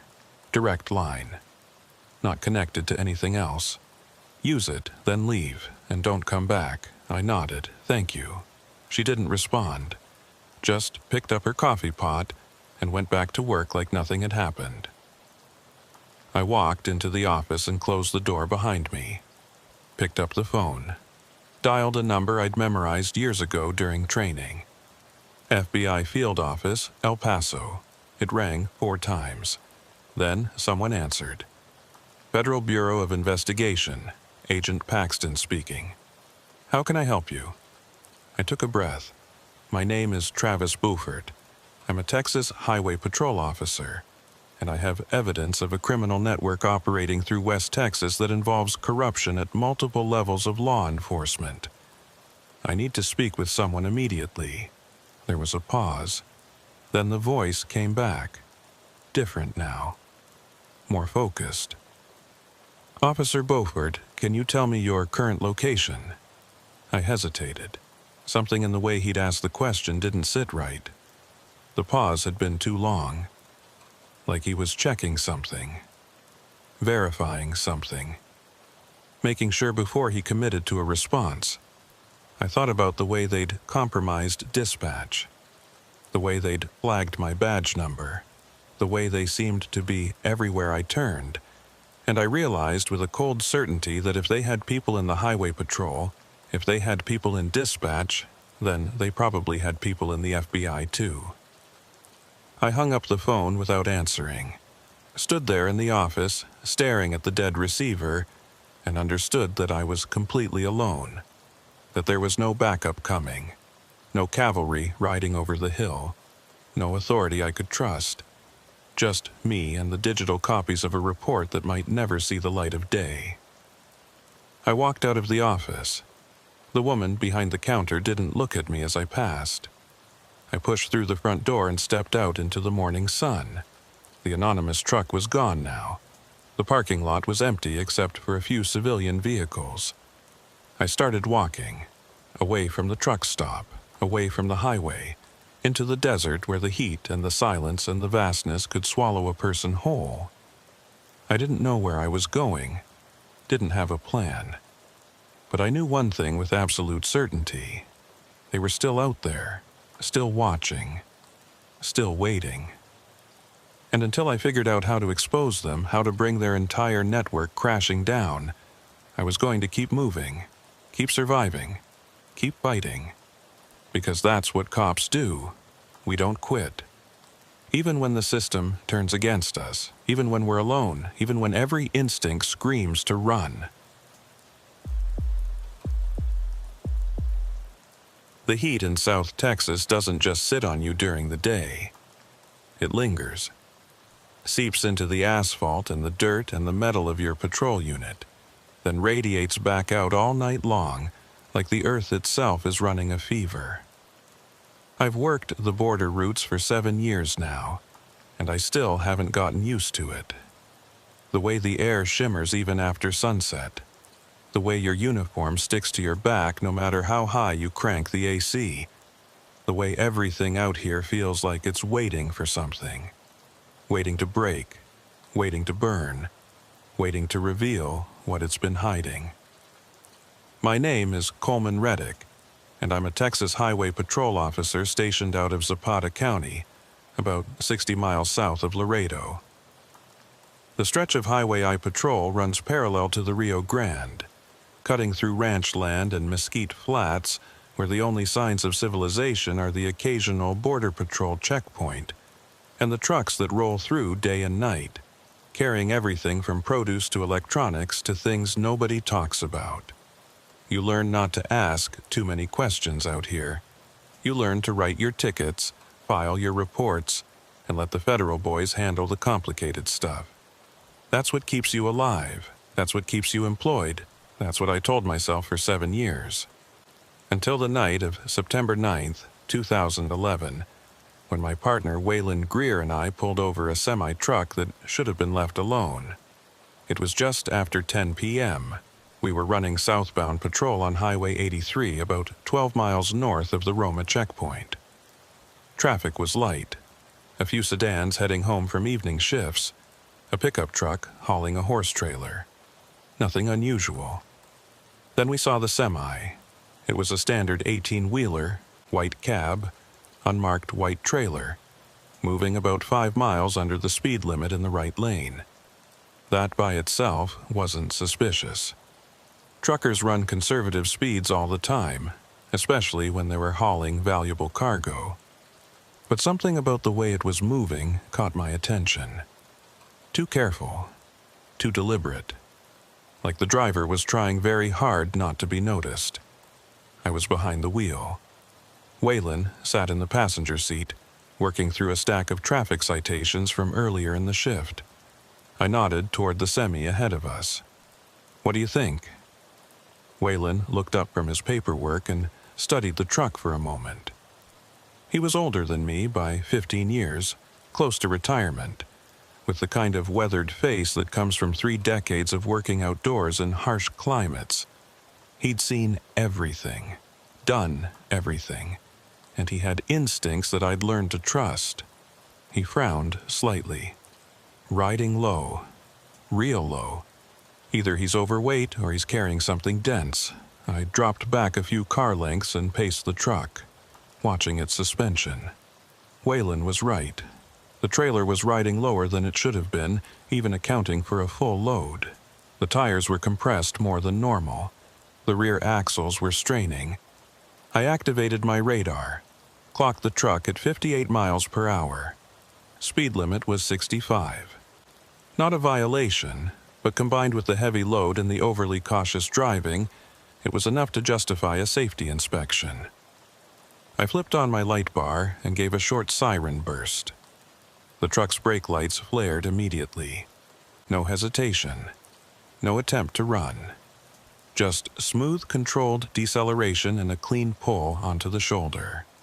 That should have made me feel better, should have suggested cooperation, but it didn't. It felt rehearsed, like the driver had been expecting this, like he'd practiced this exact scenario. I pulled in behind the truck and positioned my unit at an angle, standard safety protocol. Waylon radioed it in. Unit 479, 1028 on a commercial vehicle, Highway 83 northbound, mile marker 41. White Freightliner Texas plates. Stand by for VN and DOT numbers. Dispatch acknowledged. I grabbed my flashlight and stepped out into the humid night air. Waylon followed, his hand resting casually near his sidearm. Not threatening, just ready. We approached the cab from opposite sides, maintaining sightlines on each other and the driver. I reached the driver's side door and looked up. The window was already down. The driver was a Hispanic male, mid-40s, clean-shaven, wearing a plain white t-shirt. His hands were on the steering wheel at 10 and 2. Textbook compliance. "Evening, officer," he said. His voice was calm. No nervousness, no aggression, just polite acknowledgement. I kept my flashlight pointed low, not in his eyes, but illuminating the cab interior. "Evening. License, registration, and your commercial driver's license, please." He reached slowly for the sun visor and pulled down a plastic folder. Handed it to me without breaking eye contact. Everything was in order. License current. CDL valid with all appropriate endorsements. Registration matched the vehicle. Insurance proof dated and legitimate. I checked the DOT number on the door. Called it in. Dispatch ran it. Came back clean. The truck belonged to a freight company based in Houston. Legitimate business. No violations. No flags. I handed the documents back. "Where are you headed tonight?" "McAllen," he said. "Furniture delivery. Got the manifest right here if you need it." He pulled a clipboard from the passenger seat and offered it through the window. I took it and scanned the paperwork. Showed a load of assembled furniture. Dining tables, chairs, bedroom sets. Point of origin was a warehouse in San Antonio. Destination was a furniture store in McAllen. Everything matched. Everything made sense, but that feeling in my gut wouldn't go away. The one that told me something was wrong even when I couldn't point to exactly what it was. I looked at the driver. "This is a pretty heavy load you're carrying." "You weighed in at the last station." He nodded. "Came through the Cotula scales about 2 hours ago. Clean bill, 68,000 pounds, well under the 80,000 limit." I walked around to the back of the trailer where Waylon was standing, examining the rear doors. The seals were intact. Standard freight company markings. No signs of tampering. But the trailer was definitely riding heavy. I could see it in the way the suspension compressed, the way the tires bulged slightly at the bottom. Waylon looked at me and raised an eyebrow. I nodded. "We're going to need to do an inspection." Waylon pulled his radio. 479 to dispatch. Requesting K9 unit for cargo inspection. Current location mile marker 41, Highway 83. ETA, dispatch came back. Negative on K9. Unit is code 7 at the station. Available in 45 minutes if you want to wait. 45 minutes was a long time to sit on the side of a highway with a truck that might be carrying contraband. But we had the authority to conduct a visual inspection ourselves if we had reasonable suspicion. And that heavy suspension qualified. I walked back to the driver's window. "Sir, we're going to need to take a look inside your trailer. Standard inspection. Won't take long." The driver's expression didn't change. "Sure thing, officer. You need me to open it up?" I nodded. "Please, step down from the cab and open the rear doors. Keep your hands visible at all times." He complied, climbed down slowly, walked to the rear of the trailer, pulled a key from his pocket and unlocked the padlock securing the doors, swung them open. The interior of the trailer was dark. My flashlight beam cut through the blackness and illuminated rows of furniture wrapped in plastic and secured with straps. Everything looked legitimate. Professional packing. Proper securing. No loose items. No obvious signs of hidden compartments. I climbed up into the trailer, Waylon right behind me. We moved methodically through the load, checking behind the furniture, underneath pallets, looking for false walls or hidden spaces. Standard smuggling tactics. But we found nothing. Just furniture. Just a normal commercial delivery. We spent 20 minutes searching, checked every accessible space, came up empty. I was about to call it and let him go when Waylon's flashlight caught something. A slight discoloration on the trailer floor near the front. He crouched down and ran his hand over it. Felt the texture. Looked up at me with an expression I couldn't quite read. "Coleman," he said quietly. "Feel this." I crouched beside him and touched the floor where he indicated. The metal was warm. Not ambient warm from the day's heat, but warm like something had been generating heat from underneath. Like there was a space below the visible floor. A false bottom. I looked at Waylon. "We need to open this." He nodded.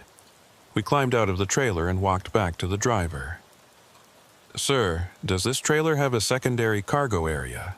Any space below the main floor?" The driver's face remained neutral. "Not that I know of. It's just a standard dry van. Nothing special." I kept my voice level. "Then you won't mind if we check the undercarriage?" He hesitated. Just for a second. Just a brief flicker of something in his eyes. Then he shrugged. "Go ahead." Waylon and I moved to the side of the trailer.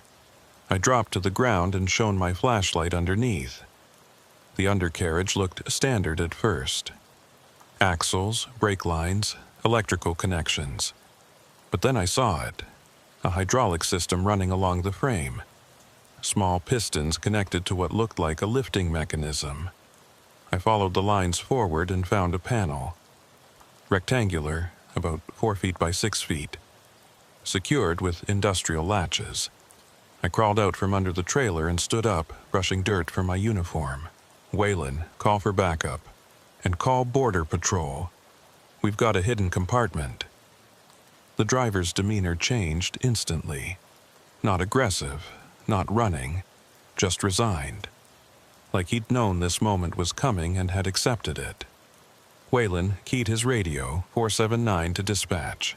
We have discovered a concealed compartment in the vehicle. Requesting immediate backup and border patrol assistance. Current location mile marker 41. Dispatch acknowledged. Units en route. ETA 15 minutes. I kept the driver in my line of sight while Waylon kept his hand on his weapon. We didn't cuff him, didn't escalate, just maintained control of the situation until help arrived. The 15 minutes felt like an hour. Every passing vehicle made me tense. Every sound in the darkness made me reach for my sidearm, but the driver just stood there, hands at his sides, expression blank, waiting. Border Patrol arrived first. 2 agents in a white and green Chevy Tahoe. I recognized the lead agent immediately. Luther Paxton. I'd worked with him on a few previous stops. Good agent. Professional, thorough. He stepped out of his vehicle and walked over, his eyes already assessing the scene. Coleman, Waylon. What have we got? I briefed him quickly. Heavy load, suspicious driving. Found a hydraulic compartment under the main cargo area. Haven't opened it yet. Wanted federal eyes on it first. Luther nodded. Good call. Let's take a look. We walked to the side of the trailer. Luther dropped to the ground and examined the compartment with his flashlight. Came back up, shaking his head. That's a professional job, custom fabrication, not something you install in a weekend. This is cartel work. The word hung in the air like a physical thing. Cartel. Everyone who worked law enforcement in South Texas knew what that meant. Knew the level of violence, the resources, the reach. Knew that intercepting cartel operations didn't just mean arresting a driver. It meant stepping into the middle of something massive. Something that reached across borders and through institutions and into places you didn't want to think about. Luther pulled his radio and called for his supervisor. Gave a quick brief. Then he looked at the driver. You want to tell us what's in there, or do we find out the hard way? The driver said nothing. Just stared at a point in the distance like he was already somewhere else. Luther's supervisor arrived 20 minutes later, along with 2 more patrol units from our department. We had 6 officers and 3 agents on scene now, enough to handle whatever we found. Luther's supervisor, a senior agent named Castillo, made the call. Open it. Luther and another agent moved to the rear of the trailer. Found the control mechanism for the hydraulic system. A small keypad hidden behind a panel near the rear axle. They tried several codes. Nothing worked. Finally, they pulled out a pry bar and forced the mechanism manually. The hydraulics hissed. The panel began to lower slowly, revealing a dark space underneath the trailer floor. The smell hit us first. Not decomposition, not chemicals. Something else. Something organic and wrong. Luther shone his flashlight into the space and I heard him curse. Then he pulled back and looked at Castillo. We need to secure this scene. Now.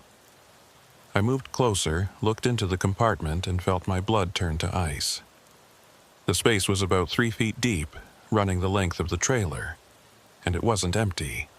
There were people inside. Dozens of them, packed together in the darkness. Some were conscious, eyes wide and terrified. Some were unconscious, slumped against the walls. Some weren't moving at all. This wasn't a drug smuggling operation. This was human trafficking, and from the looks of it, some of these people had been in that compartment for a very long time. The next 30 minutes were chaos controlled only by training and protocol. Luther and his team immediately called for EMS, while Castillo secured the perimeter and started processing the scene. Waylon and I helped coordinate traffic control, redirecting vehicles away from the shoulder while more units arrived. Within 20 minutes, we had 4 ambulances, 2 fire rescue units, 6 border patrol vehicles, and 3 additional highway patrol cruisers on scene. The flashing lights turned the night into a strobing nightmare of red and blue. The people in the hidden compartment were being extracted one by one. Most were Hispanic, ranging from teenagers to middle-aged adults. Men, women, no children, thank God. The conscious ones were dehydrated, disoriented, speaking rapid Spanish that I could only partially understand. My Spanish was functional but not fluent, enough to write traffic tickets and conduct basic interviews, not enough to handle the flood of panicked questions and pleas that came pouring out as each person was lifted from that metal coffin. The paramedics worked with practiced efficiency, checking vitals, starting IVs, loading people onto gurneys. Some walked under their own power, shaky but ambulatory. Others had to be carried. 3 weren't breathing. The paramedics tried anyway, performing CPR right there on the shoulder while cars continued to pass on the highway, drivers slowing to gawk at the scene. I stood near my unit, documenting everything with my body camera and written notes. Time of discovery, number of victims, condition of each as they were removed, chain of custody for evidence. Standard procedure even in extraordinary circumstances. But my hands were shaking as I wrote. 7 years on the job and I'd never seen anything like this. Never encountered something that felt this wrong, this deliberately cruel. These weren't people who'd volunteered for dangerous passage. These were cargo, property, things to be moved and sold and discarded when they stopped being useful. Waylon stood beside me, his face gray in the emergency lighting. He'd been a cop for 30 years and I could see this was hitting him hard too. He kept looking at the people being loaded into ambulances, then looking away, then looking back like he was trying to make sense of something that refused to make sense. Luther approached us, pulling off his gloves. His expression was grim. Final count is 23 people extracted. 3 DOA, 20 survivors, various conditions. We've got statements from a few of them. They were picked up in Reynosa 3 days ago, promised passage to Houston for agricultural work, paid $2,000 each. Were told it would be a comfortable ride in a passenger van. Instead, they got loaded into that compartment yesterday morning. No food, no water, no ventilation except through those small vents you saw in the undercarriage. Driver never stopped, never checked on them, just drove. I felt sick. 3 days ago meant they'd been promised a border crossing. Yesterday morning meant the compartment was sealed for almost 24 hours. In this heat, in that confined space, it was a miracle only 3 had died. What about the driver? I asked. Luther shook his head. Lawyered up immediately. Won't say a word, but we ran his phone, got some preliminary hits. Calls to numbers in Reynosa, Nuevo Laredo, and Houston. All burner phones, all disconnected now. We're working with Mexican authorities to track them, but you know how that goes. I knew. The cartels changed phones constantly, used disposable SIM cards, operated through layers of cutouts and intermediaries so thick that tracing a single call back to someone who mattered was nearly impossible. The driver would take the fall, probably get 15 to 20 years in federal prison, and the people who actually ran the operation would replace him within a week and keep moving product like nothing had happened. Castillo walked over, his radio pressed to his ear, listening to something. He held up a finger, finished the call, then looked at us. We've got a problem. The furniture company that owns this truck is reporting the vehicle stolen. Says it was taken from their Houston depot 2 days ago. They filed a police report. We confirmed it with Houston PD, which means this truck isn't part of a legitimate shipment. It's a stolen vehicle being used for a smuggling run. Waylon frowned. If the truck's stolen, how'd the driver have all the right paperwork? Registration, insurance manifest? Castillo's expression darkened. because someone inside that company provided it, or someone with access to their systems. This isn't some amateur operation, gentlemen. This is sophisticated, coordinated, and it means we're looking at more than just a driver. We're looking at a network. That word again, network. Same word that had come up in briefings and training sessions for years. The cartels didn't operate like street gangs. They operated like corporations. They had logistics departments, HR departments, people who specialized in forging documents, bribing officials, identifying vulnerable points in the system. And they had reach, not just in Mexico, but here in the United States, embedded in truck companies, warehouse operations, even law enforcement.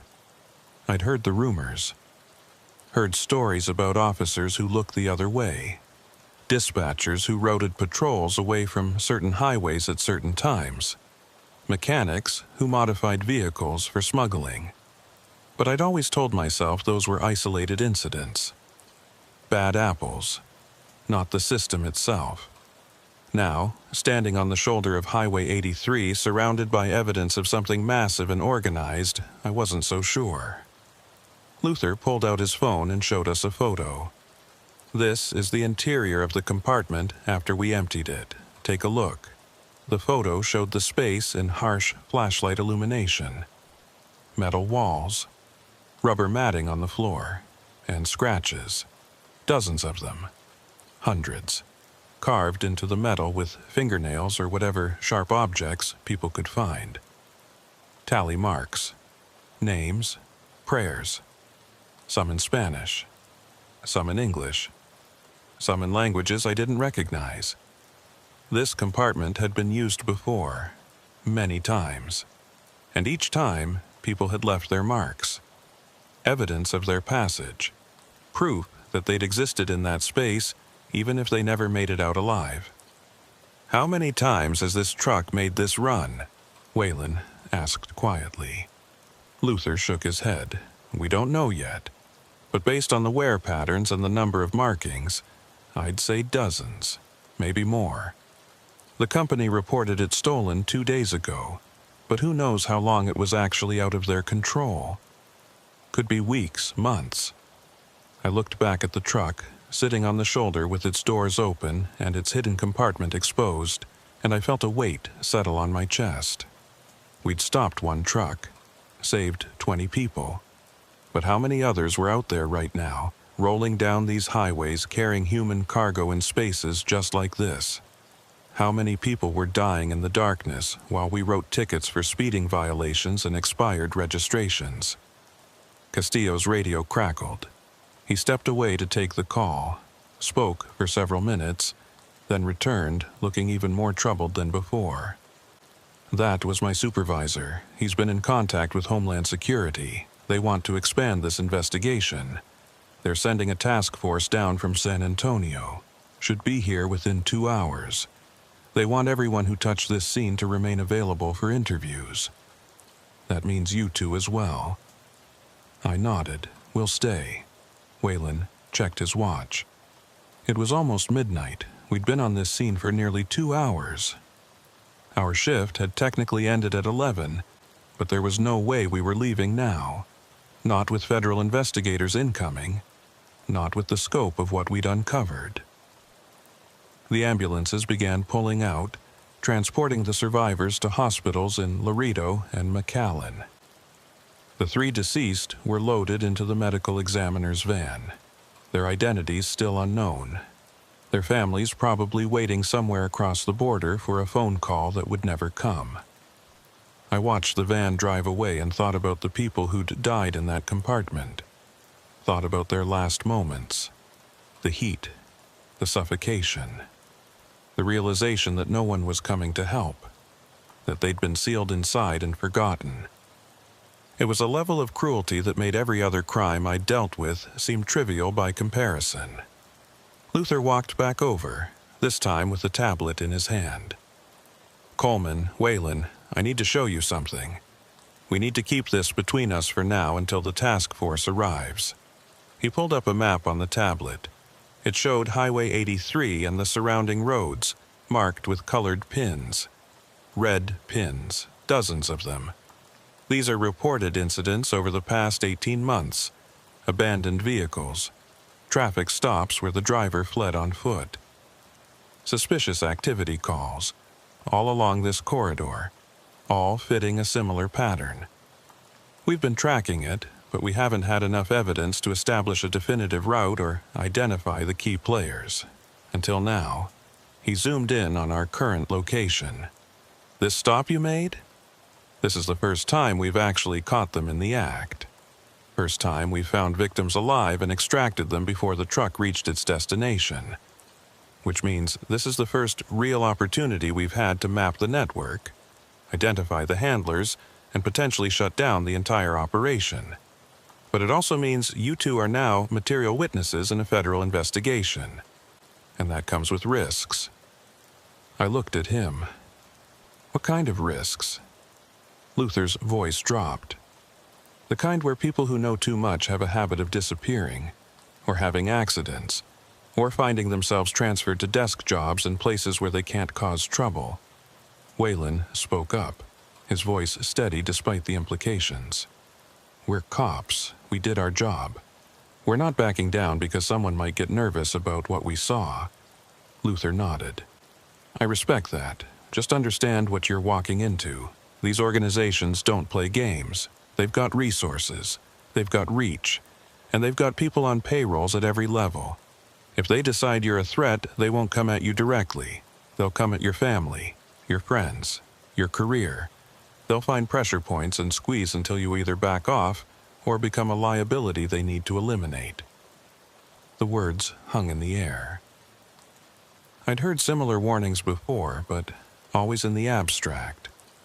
Always about other people in other places dealing with other situations. Never directed at me personally. Never about something I'd actually witnessed. Castillo approached again, this time accompanied by a woman in plain clothes. Dark suit, federal credentials clipped to her belt. She introduced herself as Special Agent Reeves from Homeland Security Investigations. She'd driven down from the Laredo field office as soon as she heard about the stop. She looked at Waylon and me with the kind of assessing gaze that made you feel like she was reading your entire service record just by making eye contact. Officers Reddick and Greer. I've been briefed on your actions tonight.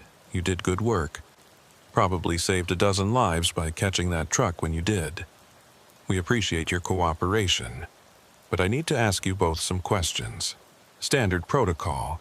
Just to establish a timeline and make sure we have all the details documented.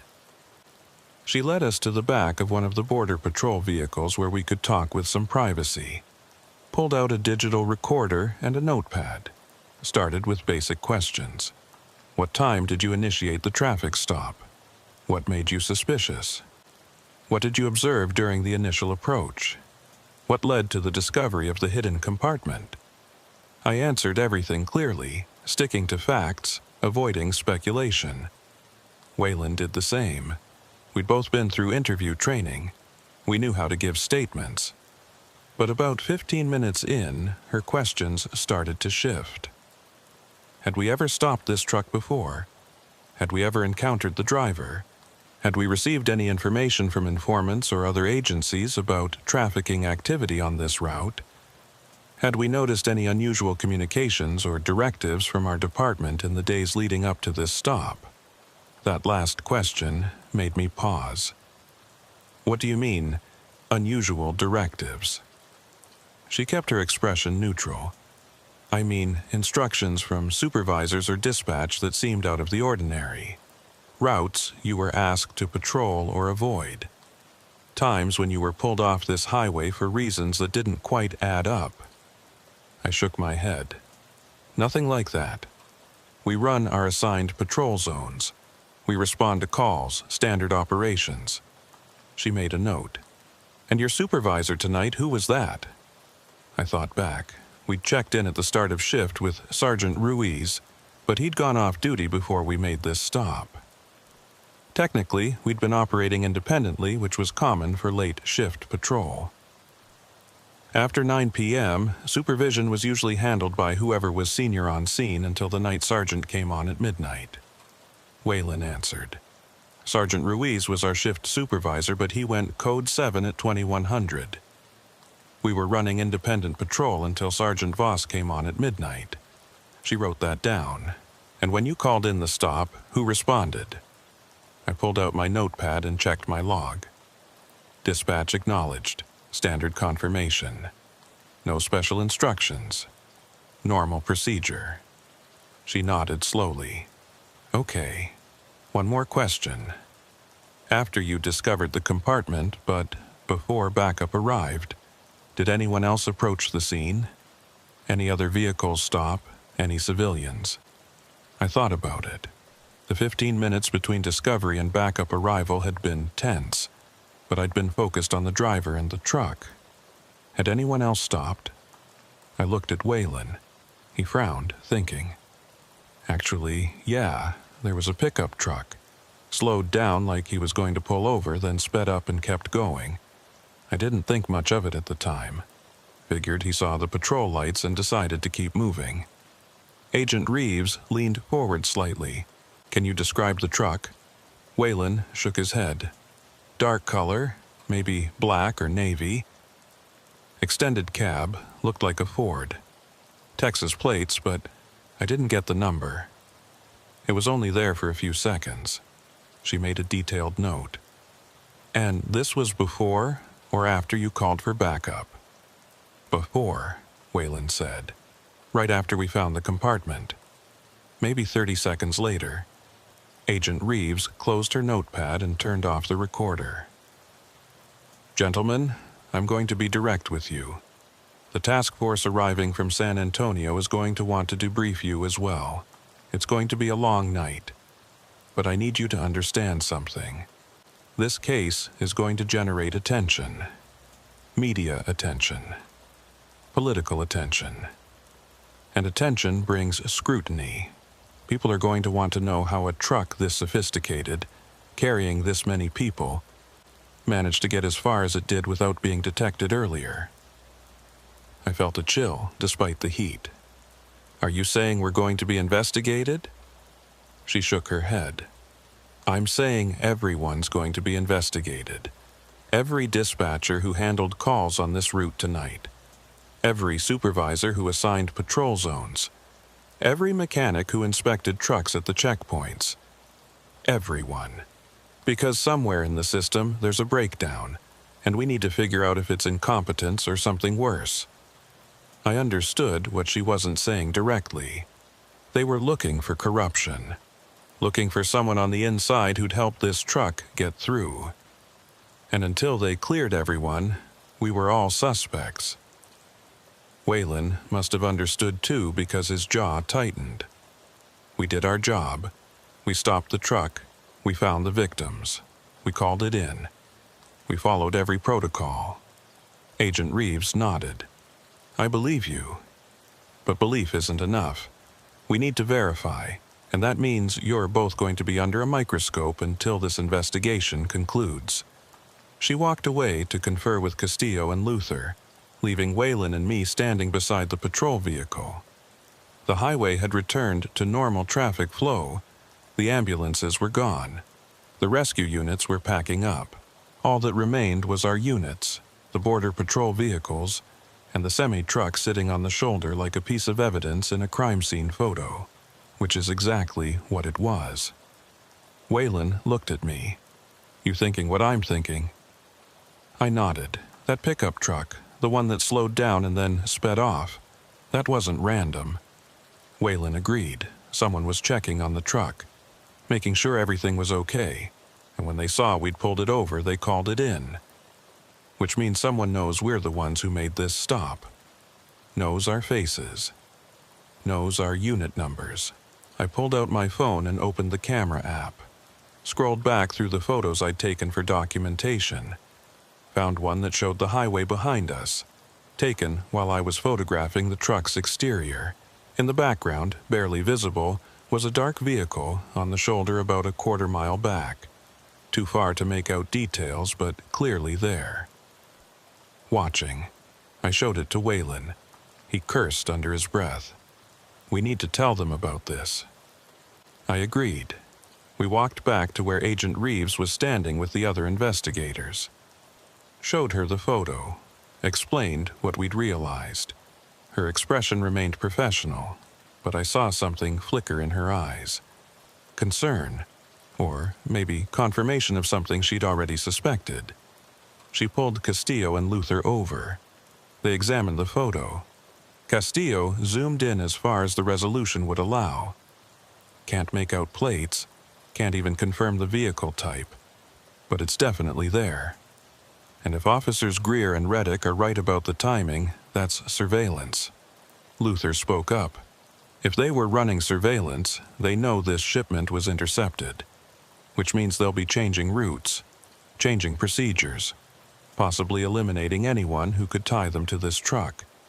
The driver, for instance. We need to get him into protective custody immediately.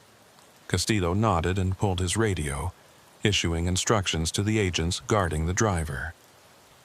Agent Reeves looked at Waylon and me. "You two need to be careful. Go home after your interviews.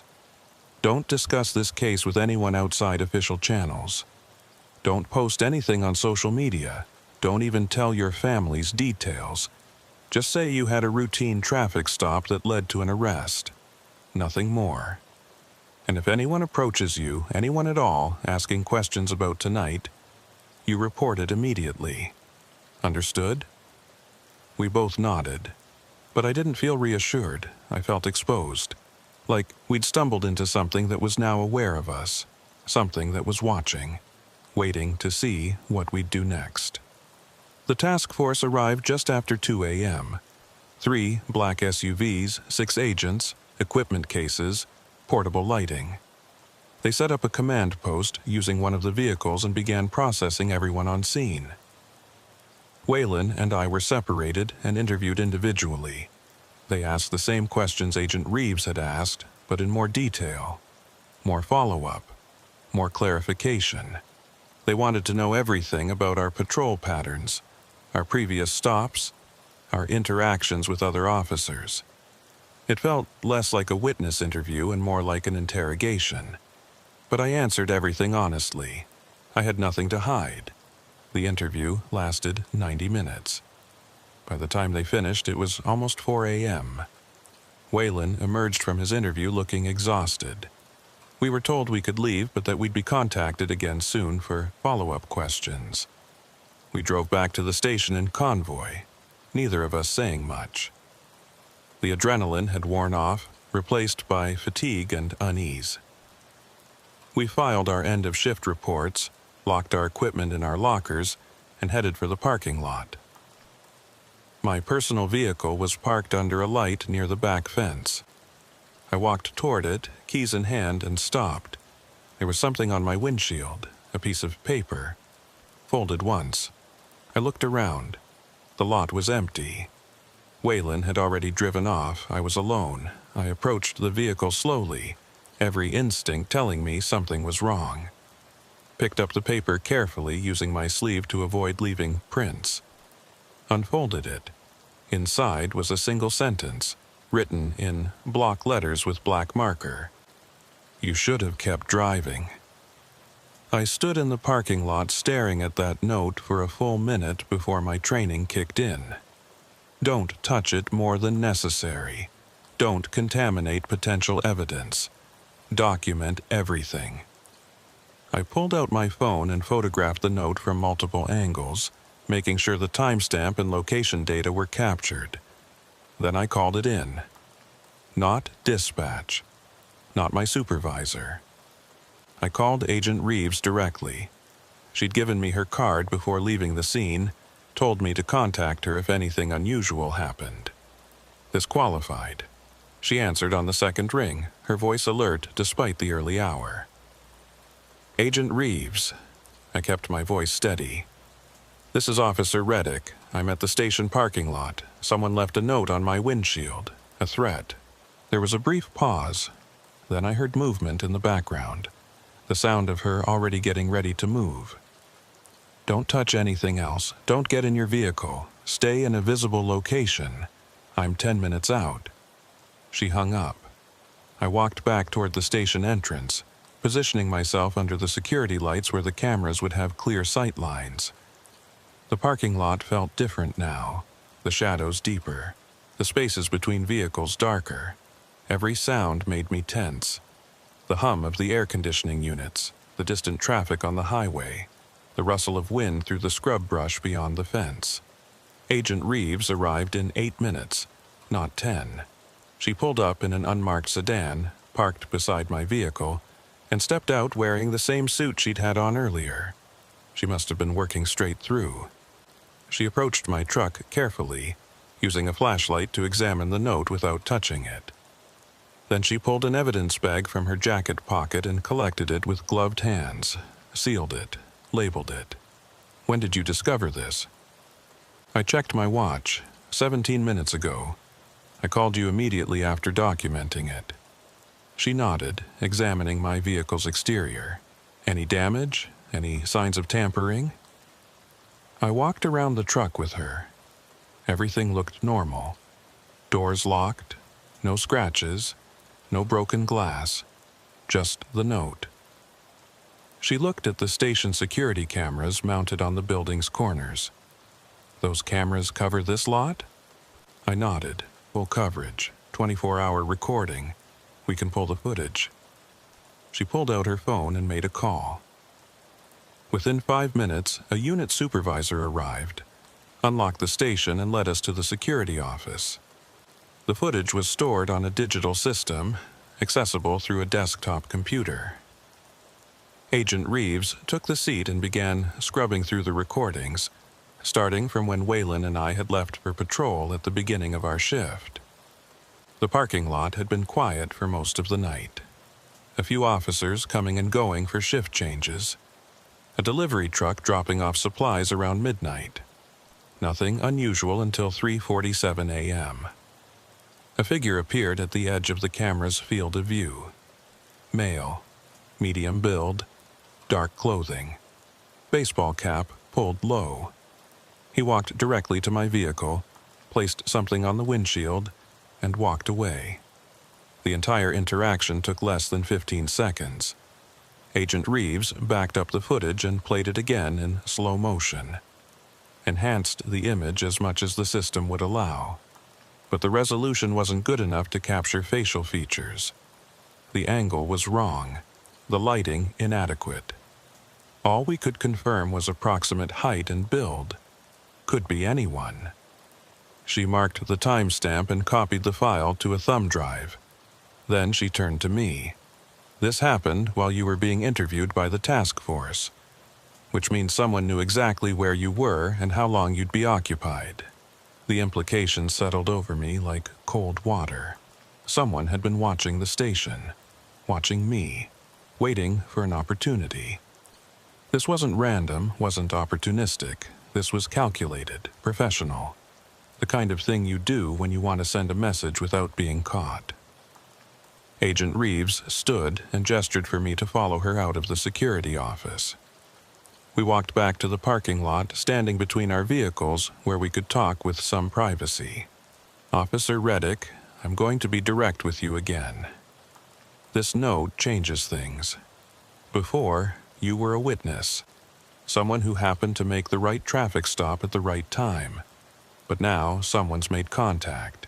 Someone's trying to intimidate you. Which means they see you as more than just a witness. They see you as a threat." I kept my voice level, even though my pulse was hammering. "What are you saying?" She met my gaze. "I'm saying you need protection. Not full witness security, not yet, but enhanced awareness at minimum. I'm going to recommend that you be temporarily reassigned to administrative duties. Take you off patrol for a few weeks while we work this investigation. Give them time to move on to other concerns." I shook my head. "I'm not hiding. I'm not letting them scare me off the job I'm supposed to do." She sighed. "I respect that. But you need to understand what you're dealing with. These organizations don't make idle threats. They don't leave notes for dramatic effect. They do it to establish psychological pressure. to make you second-guess yourself, to make you wonder if stopping that truck was worth whatever comes next. And what comes next? I asked. She was quiet for a moment, choosing her words carefully. That depends on what they decide about you. If they think you're going to be a problem, if they think you saw something or know something that could damage their operation, they'll escalate. They'll start with surveillance. Then they'll move to more direct intimidation, threats against family members, incidents at your home. I nodded, too tired and too overwhelmed to argue. How did the names leak? Luther shook his head. We're investigating that now. Could be someone in dispatch. Could be someone in the media who has law enforcement sources. Could be intentional or accidental. But either way, the damage is done. Agent Reeves pulled up a chair and sat down across from me. Officer Reddick, I need to ask you something, and I need you to think carefully before you answer. In the time since you made that traffic stop, have you told anyone outside official channels about what you found? Family? Friends? Anyone? I shook my head. No, you told us not to discuss it. I followed those instructions. What about social media? Any posts? Any messages? Nothing.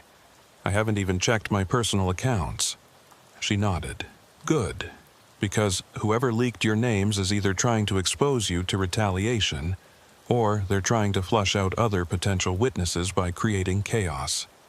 Either way, we need to control the narrative before this gets worse. Waylon arrived 20 minutes later, escorted by 2 agents. He looked haggard, his uniform wrinkled, his eyes red from lack of sleep. He spotted me across the room and walked over. "Coleman, you okay?" "As okay as I can be," I said. "You?" He shrugged. "Found another note on my truck this morning. Same message. Also found my tires slashed." That got everyone's attention. Agent Reeves immediately pulled Waylon aside for a private conversation. I could see her expression growing more serious as he explained what had happened. This was escalating faster than anyone had anticipated. The notes were psychological warfare. Slashing tires was property destruction. The next step would be violence. Luther came back over and lowered his voice. "Coleman, I need to tell you something off the record. The driver you arrested last night? He's asking for protective custody. Says he wants to cooperate. Says he can give us names, routes, contacts. But he's terrified. Says if the people he works for find out he's talking, they'll kill him. And if they can't get to him, they'll go after anyone connected to his arrest. Which means you and Waylon." I felt a knot form in my stomach. What's going to happen to him? Luther's expression was grim. He's being moved to a federal facility. Maximum security. But here's the thing. The people he's afraid of, the ones running this operation, they're not small time. They've got resources. They've got people on the inside. He specifically mentioned that there are officers in multiple agencies who are on the payroll. He wouldn't give names yet, not until he has guarantees, but he made it clear that this goes deep. I processed that information. If there were dirty cops involved, then anyone could be compromised. Anyone could be feeding information to the cartel, which meant we couldn't trust normal channels, couldn't trust that our locations would remain confidential, couldn't trust that evidence would stay secure. Agent Reeves returned with Waylon and called everyone into the conference room. She closed the door and addressed the group. "All right, here's where we are. The trafficking case is proceeding. The driver is cooperating. The victims are receiving medical care and will be interviewed over the coming days. But we have a secondary problem. The officers who made the initial stop are now being actively threatened. Their identities have been compromised, and we have reason to believe that the organization responsible for the trafficking operation is preparing to take action against them." She looked at Waylon and me. "Which brings me to you two. As of right now, you're both being placed on paid administrative leave. This isn't punitive. This is protective. We need you off the streets until we can determine the full scope of the threat. You'll be provided with temporary housing and secure locations. You'll have protective details, and you'll be kept informed of the investigation's progress. But you cannot return to your homes. You cannot go back on patrol. You cannot have contact with anyone outside approved channels. This is non-negotiable. Waylon spoke up. How long? Agent Reeves's expression was sympathetic. I don't know. Could be weeks. Could be months. Depends on how fast we can dismantle the network and neutralize the threat. I felt my career, my life, everything I'd built over 7 years on the job, suddenly hanging in limbo. All because I'd done what I was supposed to do. Stopped a suspicious vehicle. Followed protocol. Saved lives. And now I was being punished for it. Except it wasn't punishment, it was survival. Agent Reeves seemed to read my thoughts. I know this isn't fair. I know you did everything right. But these people don't care about right and wrong. They care about protecting their operation. And right now, you're a threat to that operation, which makes you a target. The briefing continued for another hour. They explained the protective protocols, the communication procedures, the restrictions. No contact with former colleagues, no social media, no predictable patterns. Essentially, we were going into a form of witness protection without actually being in the official program. After the briefing, I was taken to a safe house on the outskirts of Laredo. A small apartment in a gated community. Anonymous. Forgettable. 2 agents stayed outside in a parked car, maintaining surveillance. I was given a prepaid phone with only approved numbers programmed in. My personal phone was taken for forensic analysis. My apartment would be secured and monitored, but I couldn't go back there. My life, as I knew it, was over, at least temporarily. I sat on the unfamiliar couch in the unfamiliar apartment and stared at the blank walls.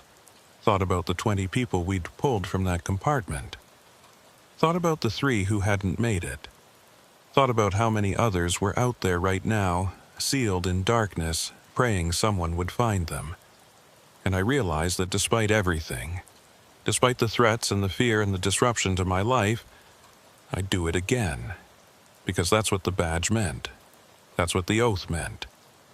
But sitting there alone in that safe house with armed agents outside and an unknown threat circling somewhere in the darkness, I couldn't shake the feeling that I'd made myself a target for something far bigger and more dangerous than I'd ever imagined. My phone buzzed. The prepaid one. A text from an unknown number. Just 2 words. Stop investigating. I stared at the message. This phone was supposed to be secure. Only approved contacts. Only Agent Reeves and the protective detail had this number, which meant someone had already compromised it, already found me, already proven that no matter where they put me, no matter how many agents stood guard, they could still reach me. I called Agent Reeves immediately, told her about the message. She went silent for a long moment, then said quietly, "Pack your things. We're moving you. Now." The safe house hadn't lasted 4 hours. The new safe house was 40 miles north in a town I'd never worked. Different county, different jurisdiction, different protective detail. Agent Reeves personally drove me there in an unmarked vehicle, taking a route that doubled back multiple times, watching for tails. We didn't speak much during the drive. There wasn't much to say. The fact that they'd compromised a secure phone in under 4 hours told us everything we needed to know about the level of sophistication we were dealing with. These weren't street-level criminals. These were people with access to technology, to databases, to resources that shouldn't have been available to anyone outside government agencies. The second safe house was actually a motel room, cash paid, fake name on the register. 2 agents in the room next door with a connecting door that stayed unlocked. Agent Reeves handed me another prepaid phone, This one she'd purchased herself from a random convenience store an hour earlier. Nobody knows this number except me, not the task force, not your protective detail, not even other HSI agents. You use it only to contact me. If you get any messages, any calls, anything at all from numbers you don't recognize, you tell me immediately. I took the phone. What about Waylon? Where is he? She hesitated before answering. He's being moved to a different location, separate from you. We think it's safer if you're not together. Makes it harder for them to target both of you at once. That logic made sense tactically, but it also meant I'd lost my only connection to someone who understood what I was going through. Waylon and I had worked together for 3 years. We'd handled dangerous calls, covered each other's backs, built the kind of trust that only comes from shared experience under pressure.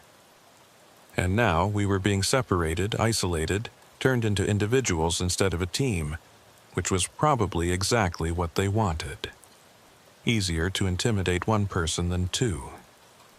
Agent Reeves must have seen something in my expression because she added, "He's safe, I promise.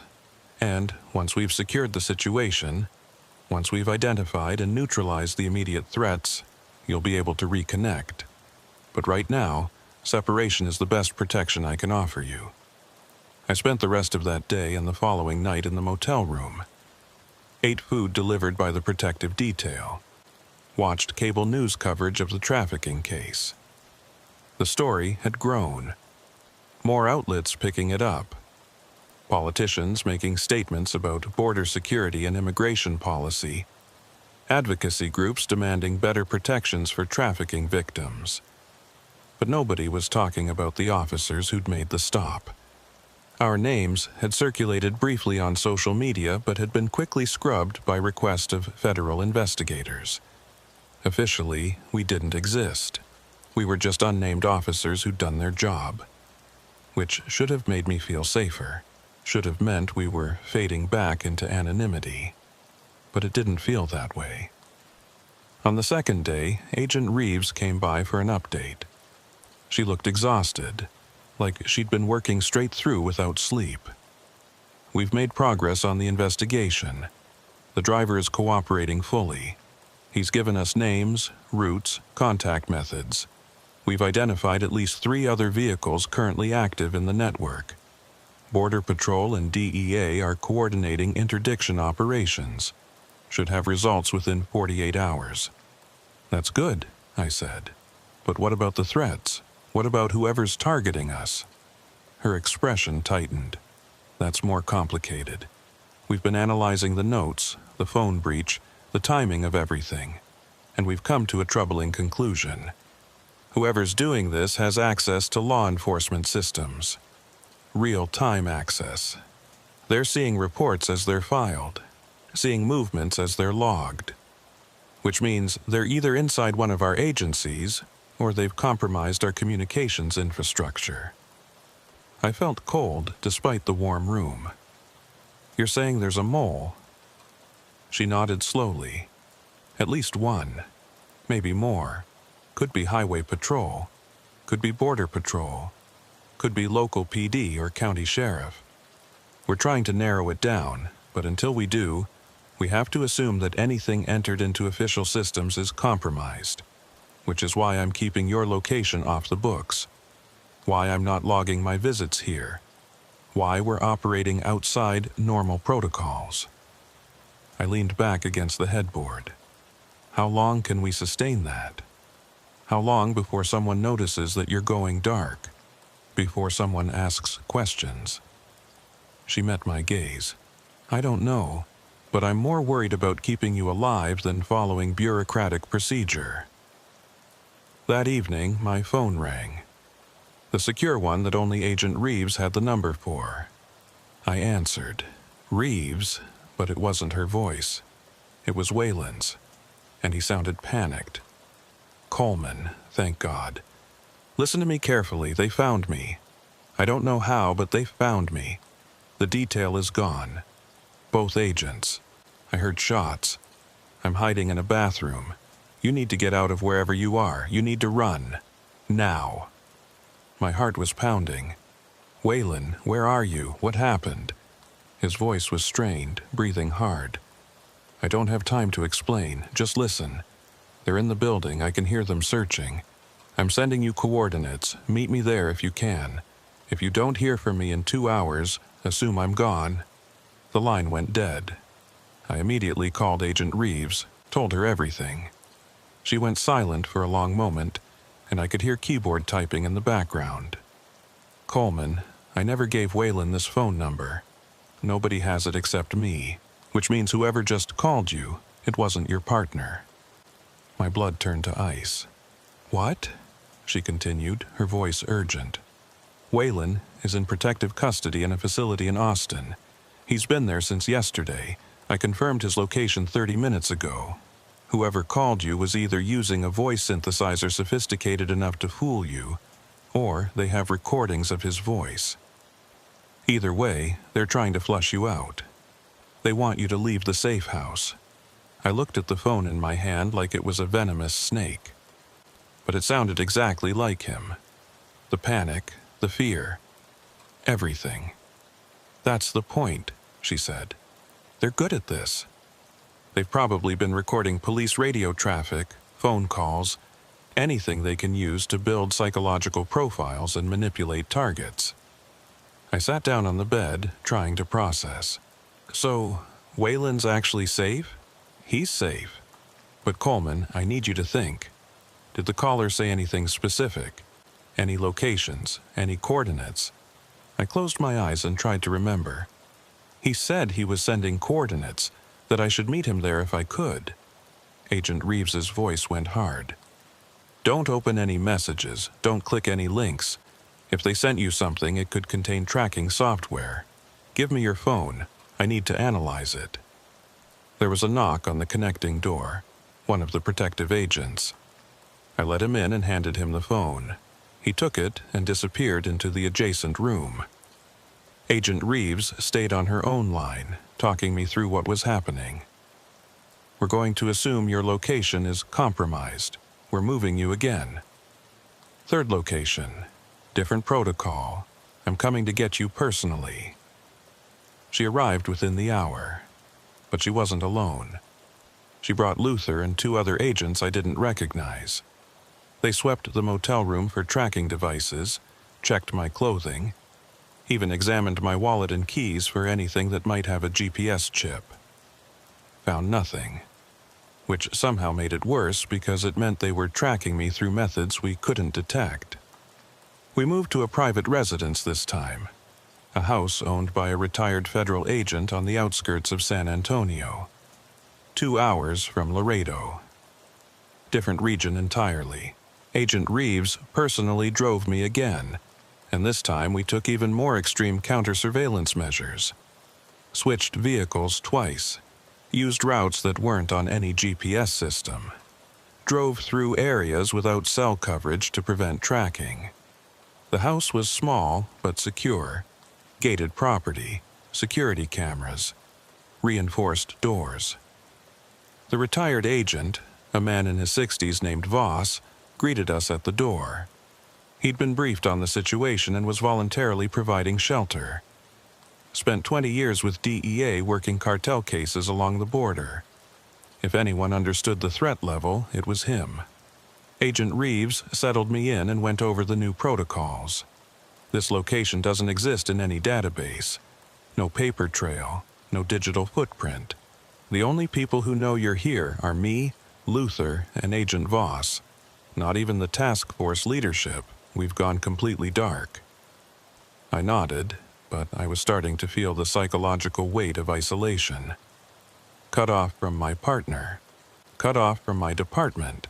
Cut off from any sense of normalcy or control.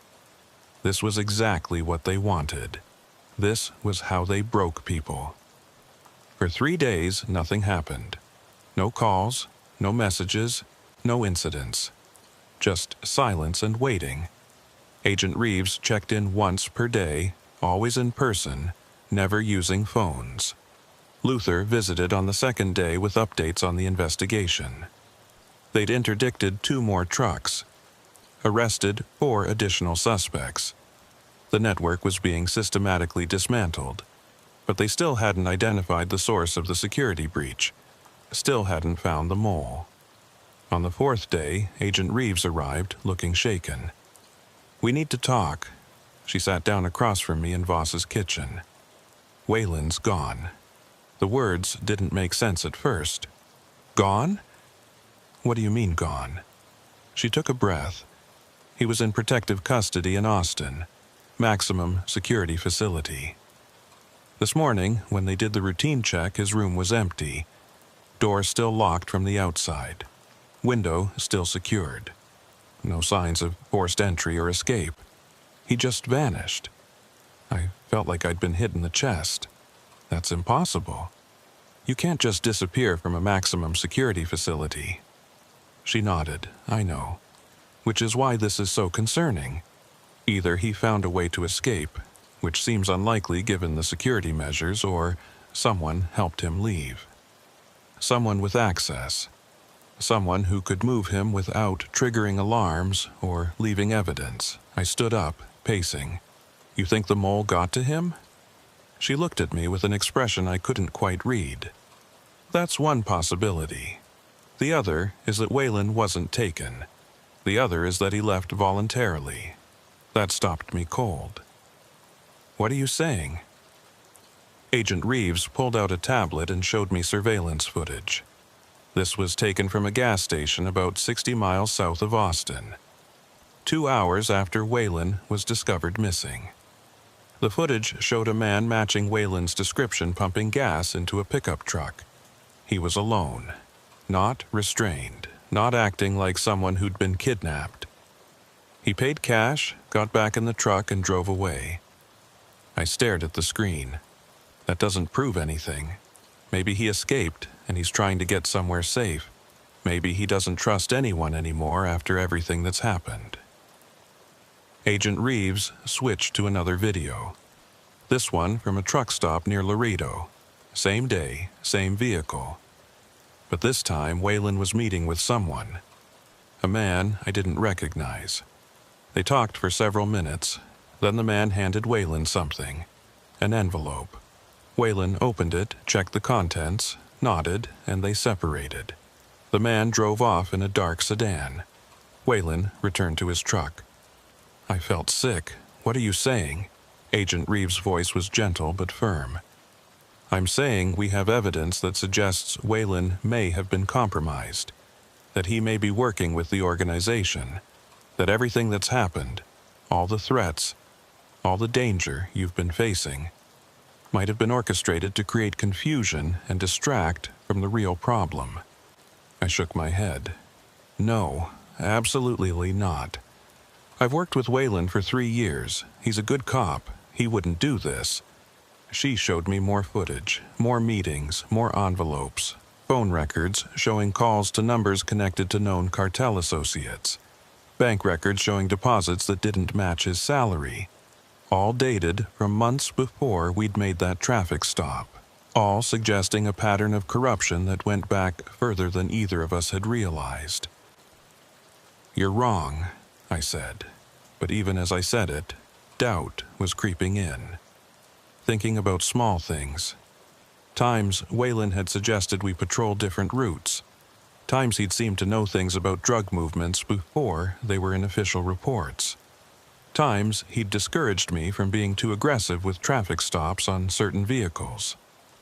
Things I'd dismissed as experience or intuition. Things that now looked like something else entirely. Agent Reeves closed the tablet. "Coleman, I know this is hard, but you need to consider the possibility that your partner has been playing both sides. That he's the reason they knew where you were, the reason they could track you, the reason every safe house got compromised. Because he was feeding them information the whole time." I sat back down, feeling like the floor had dropped out from under me. If that was true, if Wayland had been the mole, then everything I thought I knew was wrong. every decision we'd made together, every call we'd responded to, every report we'd filed, all of it potentially tainted, all of it part of something I hadn't seen. Agent Reeves continued. We've issued a warrant for his arrest, federal charges, conspiracy, obstruction, corruption. If he surfaces, if he makes contact with anyone connected to this case, we'll pick him up. But right now, he's in the wind, and we have to assume he's dangerous. I looked up at her. Do you think he'll come after me? She didn't answer immediately. When she finally spoke, her voice was careful. I think he knows you're the only loose end, the only person who might recognize him, who might piece together what he's been doing. If he's decided to fully commit to the cartel, if he's burned all his bridges with law enforcement, then yes, he might come after you. The weight of that settled over me.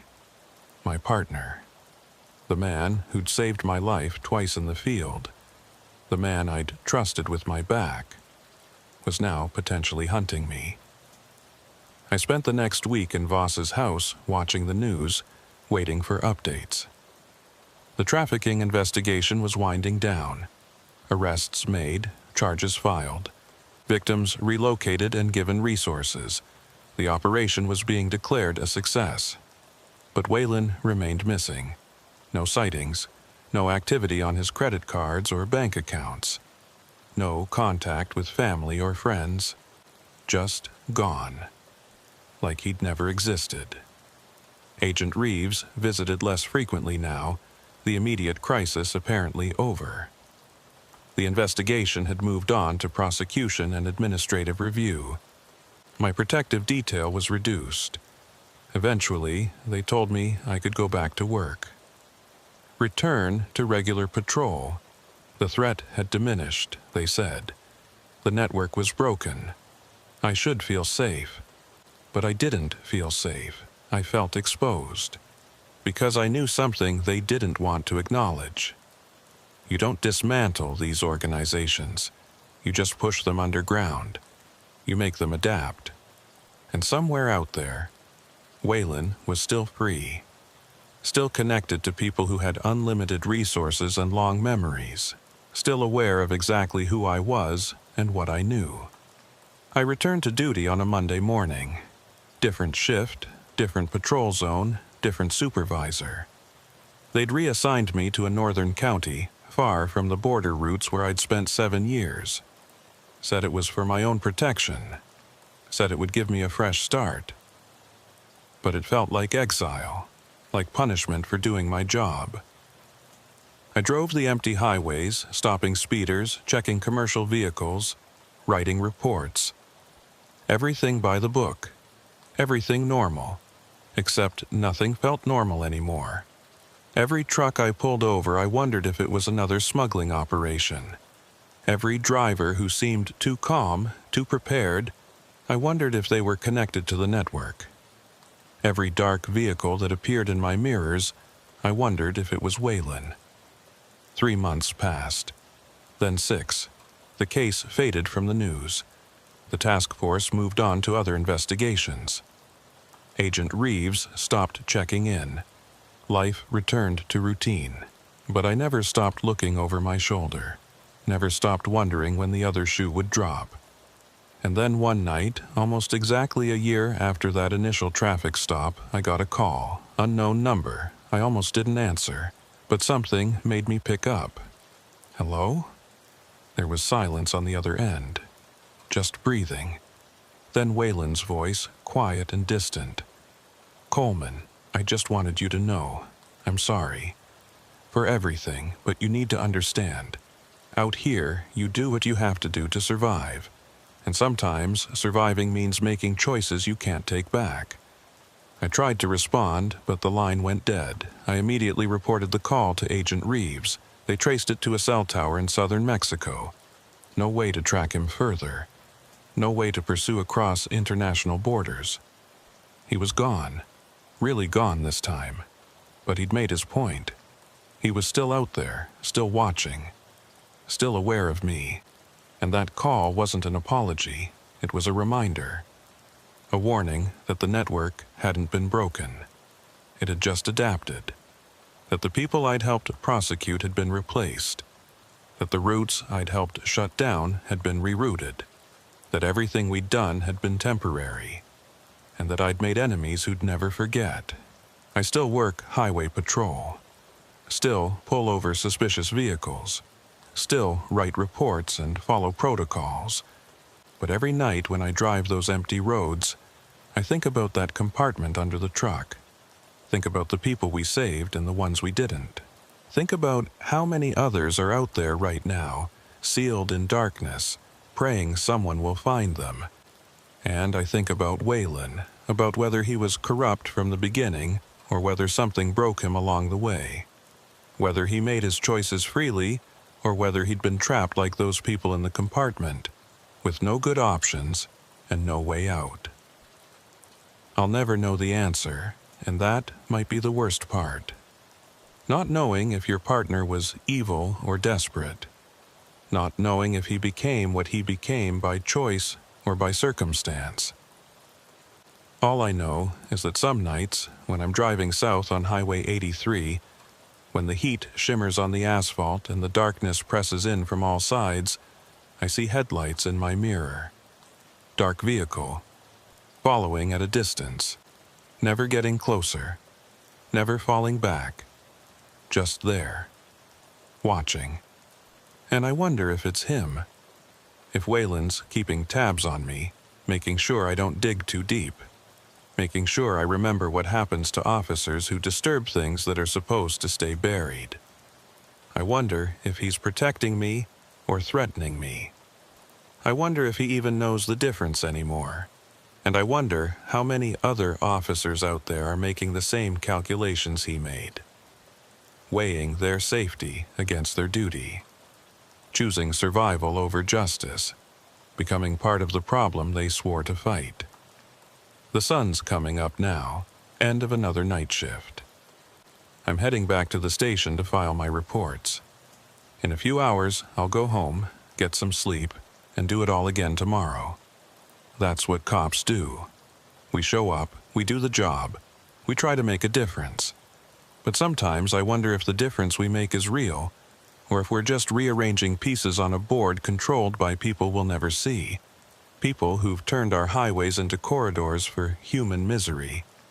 People who've corrupted our institutions from the inside. People who know that for every truck we stop, 10 more will get through. For every arrest we make, 10 more will take their place. And somewhere in all of that darkness, Waylon Greer is still out there. My former partner, my friend, my enemy. A ghost driving roads I'll never patrol again, carrying secrets I'll never learn, serving masters I'll never meet. I hope he's alive. I hope he's safe, and I hope I never see him again.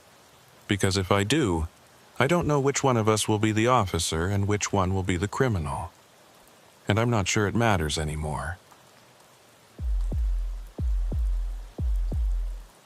Some people think the night shift is the hardest part of being a highway patrol officer. The darkness, the isolation, the hours when most of the world is asleep and you're the only thing standing between order and chaos on 100 miles of empty road. But those people are wrong. The hardest part isn't the darkness. It's what the darkness reveals. The things that only show themselves when the sun goes down and the honest people lock their doors.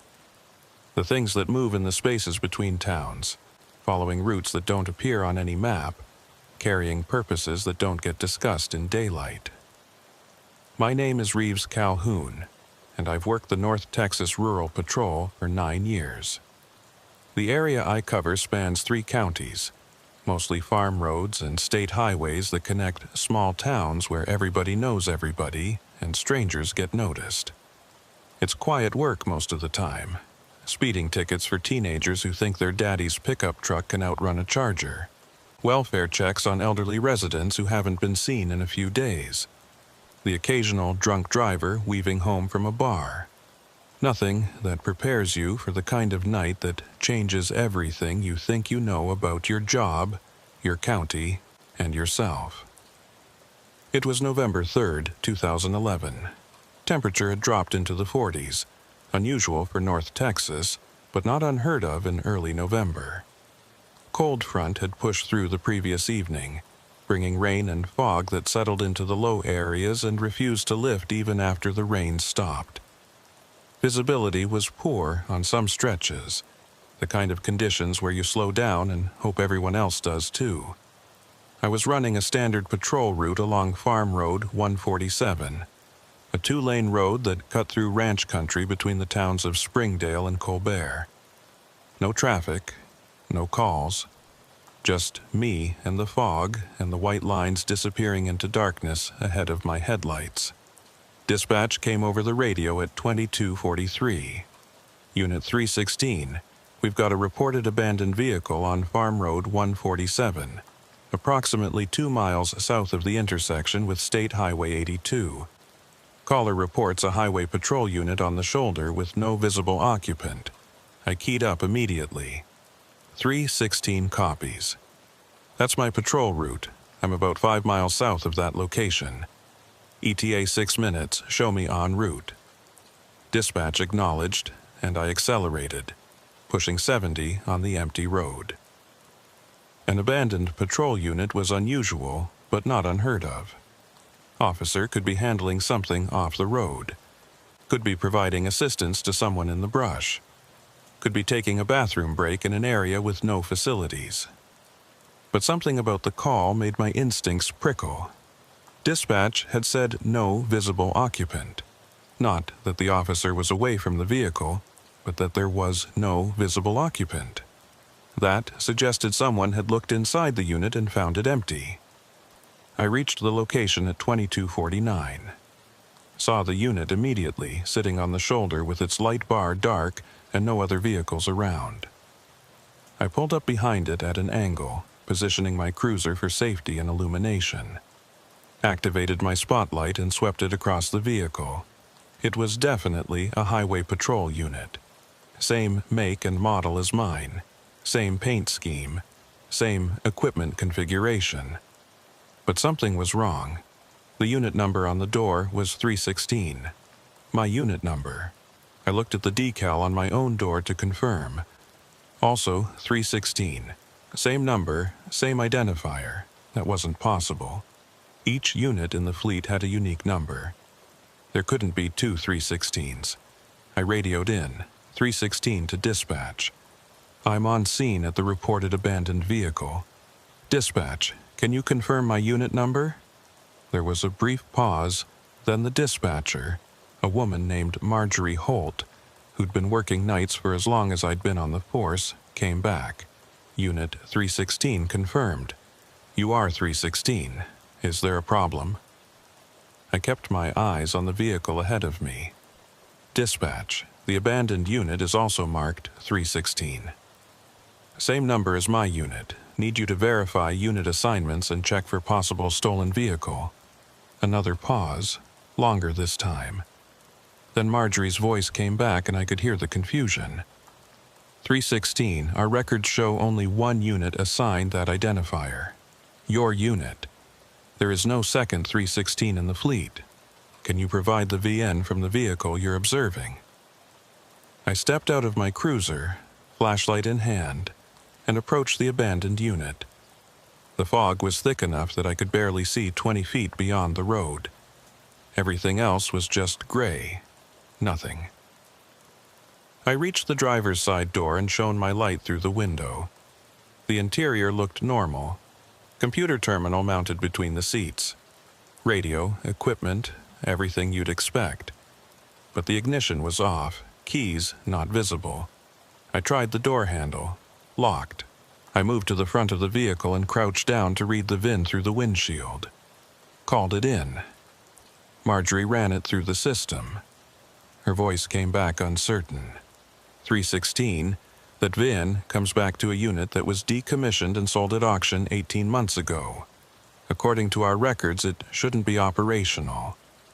Shouldn't even have patrol markings anymore. I walked around the vehicle, examining every detail.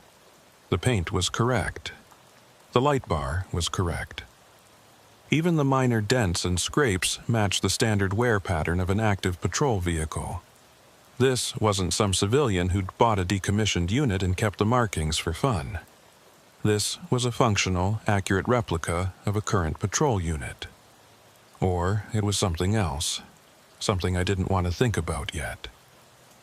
I checked the rear compartment, locked, checked the fuel cap, secured. The vehicle showed no signs of damage, no evidence of a crash or mechanical failure. It was just sitting there on the shoulder as if someone had pulled over, shut it down, and walked away. Marjorie came back on the radio. 316, I've contacted Sergeant Kramer. He's en route to your location.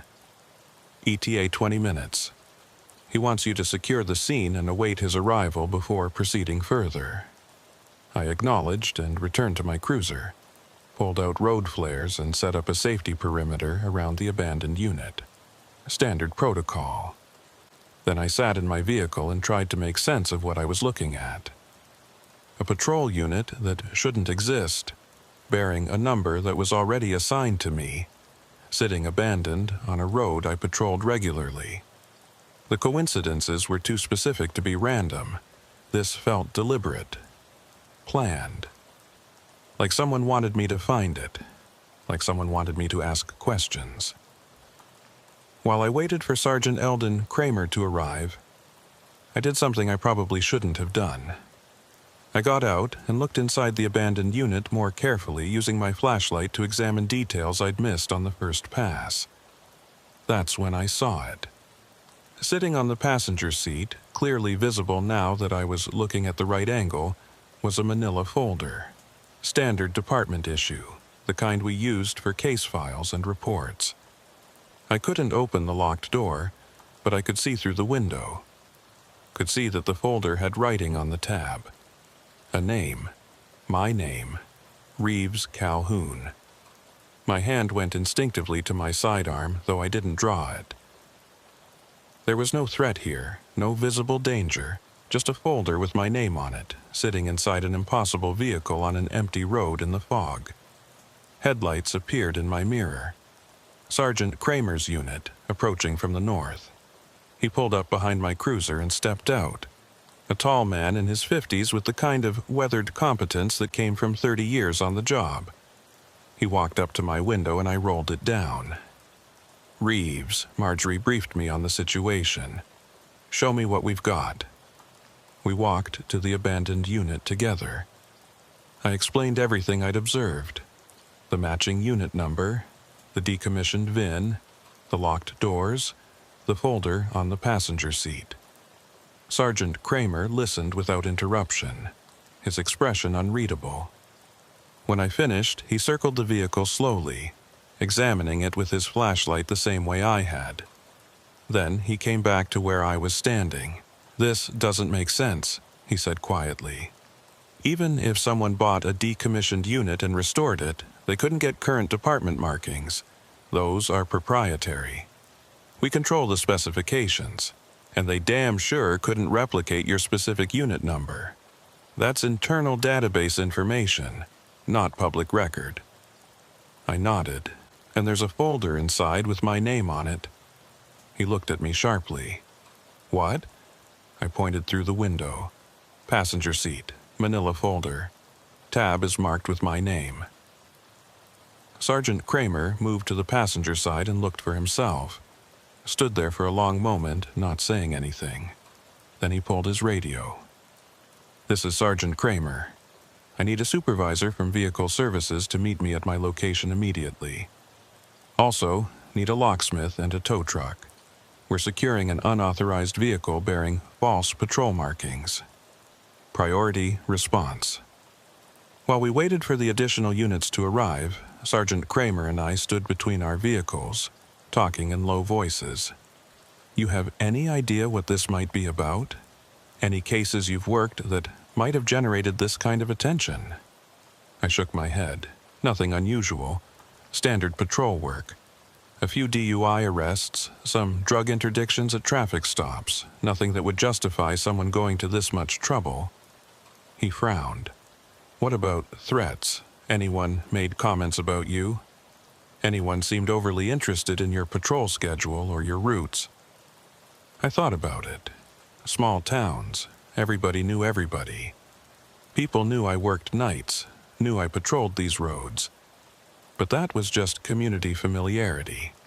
Nothing sinister. No, sir. Nothing like that.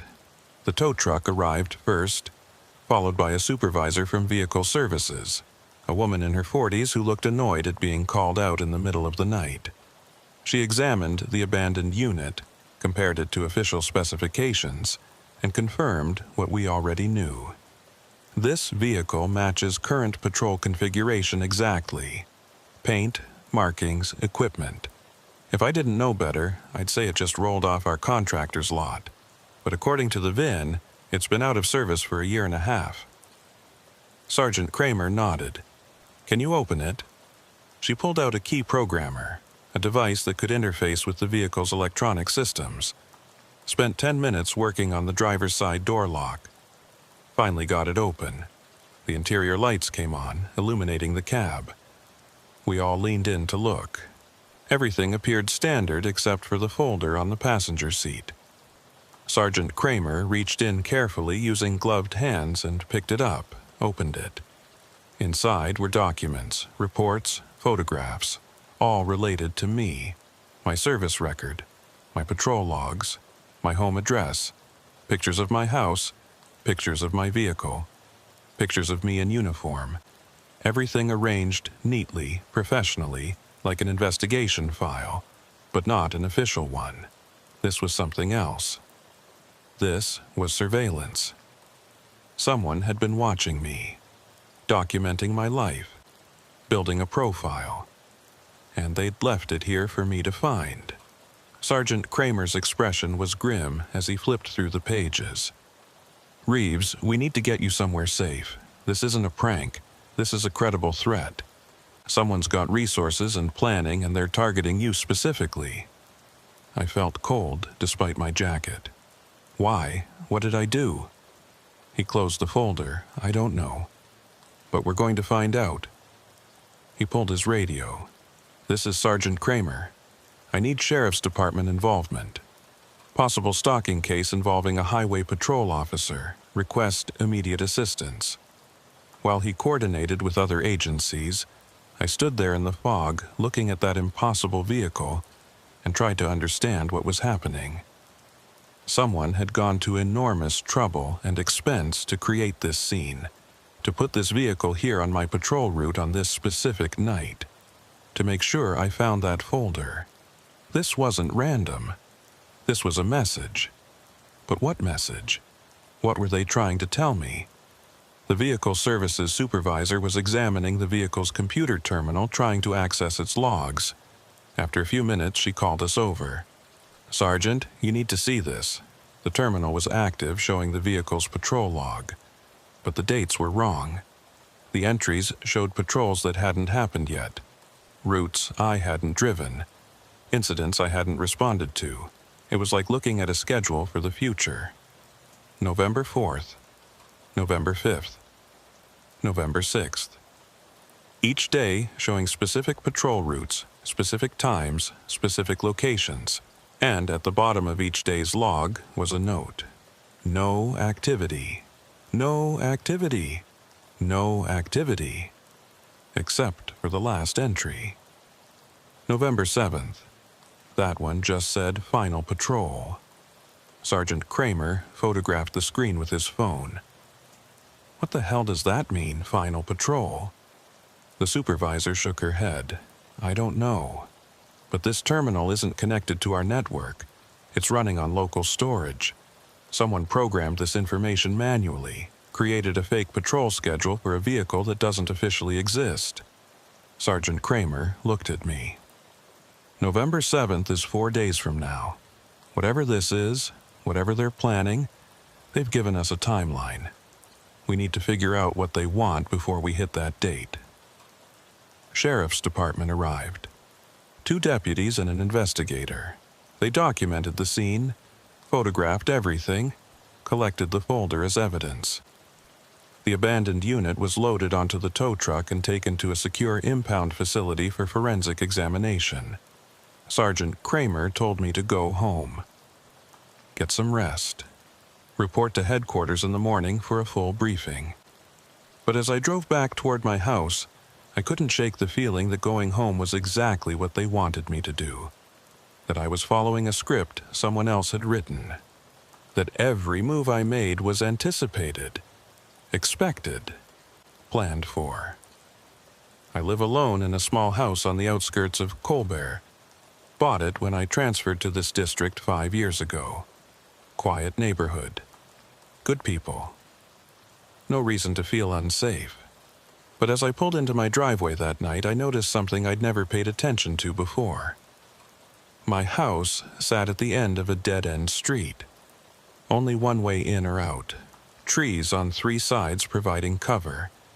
If someone wanted to watch me without being seen, this would be the perfect location. I sat in my driveway for a long time, engine running, looking at my dark house, wondering if someone was inside, wondering if they were watching me right now from the trees, wondering what they wanted. Finally, I killed the engine and got out. Approached my front door with my hand on my weapon. The door was locked. No signs of forced entry. I unlocked it and stepped inside, hitting the lights. Everything looked normal. Furniture where it should be, TV, bookcases, kitchen clean. No obvious disturbance. I cleared every room anyway, closets, bathrooms, checked windows, checked locks, found nothing. But as I walked through my own house, I felt like an intruder, like I was trespassing in a space that had been compromised, that someone else had been here, had touched my things, had walked through these rooms while I was at work. I couldn't prove it, couldn't point to any specific evidence, but I knew. I didn't sleep that night. Just sat in my living room with my service weapon on the coffee table and the lights on, watching the windows, waiting for something to happen. Waiting for someone to show themselves. But nothing happened. The hours passed slowly. 3 a.m., 4 a.m., 5 a.m. The sun finally came up and I felt marginally safer in the daylight. At 0700, I received a call from Sergeant Kramer. Get to headquarters. We've got a development. I drove to the district headquarters building, a 2-story structure in the county seat that housed patrol operations and administrative offices. Sergeant Kramer met me in the parking lot and walked me to a conference room where 3 other people were waiting. He introduced them. Sheriff Eldon Kramer. No relation to the sergeant, but sharing the same last name, which was common in this county. An FBI agent named Reeves from the Dallas field office, which I noted was also my first name. Another coincidence that didn't feel coincidental. And a computer forensics specialist from the state police. They'd been working through the night analyzing the abandoned vehicle and its contents. The forensics specialist started the briefing. The vehicle itself is legitimate. It's the actual decommissioned unit from your fleet. Someone purchased it at auction, completely restored it, and modified it to current specifications. That's not illegal by itself. Lots of collectors do that. But the department markings are illegal, and the computer terminal was modified with custom software. She pulled up images on a laptop. The software on that terminal is sophisticated. It's not something you download or buy commercially. This was custom-coded by someone with significant technical expertise, and it's designed to do one thing: track your actual patrol unit in real time. We pulled the GPS logs. This vehicle was parked at that location for 3 days before you found it. But the terminal was actively monitoring your location the entire time, tracking your movements, recording your patrol routes, building a predictive model of your behavior. I felt my stomach turn. They were tracking me? The FBI agent Reeves nodded. for at least 3 months. We found archived data going back to August, every shift you've worked, every stop you've made, every route you've taken, all logged and analyzed. Sergeant Kramer added, "Someone's been studying you, Officer Calhoun, learning your patterns, preparing for something. And based on that terminal entry for November 7th, we think they're planning to make their move in 4 days." Sheriff Kramer spoke up. "We're treating this as a credible threat against a law enforcement officer. You're being placed on administrative leave effective immediately. We're providing protective detail. And we're investigating everyone who's had contact with you in the past 6 months to identify potential suspects." I shook my head. I can't just hide while someone's out there planning something. Let me work this. Let me help figure out who's doing this. The sheriff's expression was sympathetic but firm. "You're too close to it. You're the target. Best thing you can do is stay safe while we work the case." The briefing continued for another hour. They showed me the contents of the folder in detail. Photos of my house taken from multiple angles at different times of day. Copies of my personnel file that should have been confidential. Copies of reports I'd written on cases going back years. Someone had access to databases they shouldn't have had access to. Someone inside the system. Or someone who'd compromised the system. The FBI agent explained that they were already running background checks on everyone with database access, looking for financial irregularities, looking for connections to criminal organizations, looking for any indication of who might have had motive and means to conduct this level of surveillance. But here's what concerned me most. In that folder, mixed in with all the surveillance materials, was a document I'd never seen before. A patrol report dated November 7th, the same date as the final patrol entry on the terminal. The report described a traffic stop on Farm Road 147, my patrol route. The vehicle stopped was listed as a dark sedan with obscured plates. The report said I'd approached the vehicle following standard protocol, made contact with the driver, and then the report ended mid-sentence, just stopped, like someone had cut it off, like the rest hadn't been written yet, or like the rest hadn't happened yet. The implication was clear.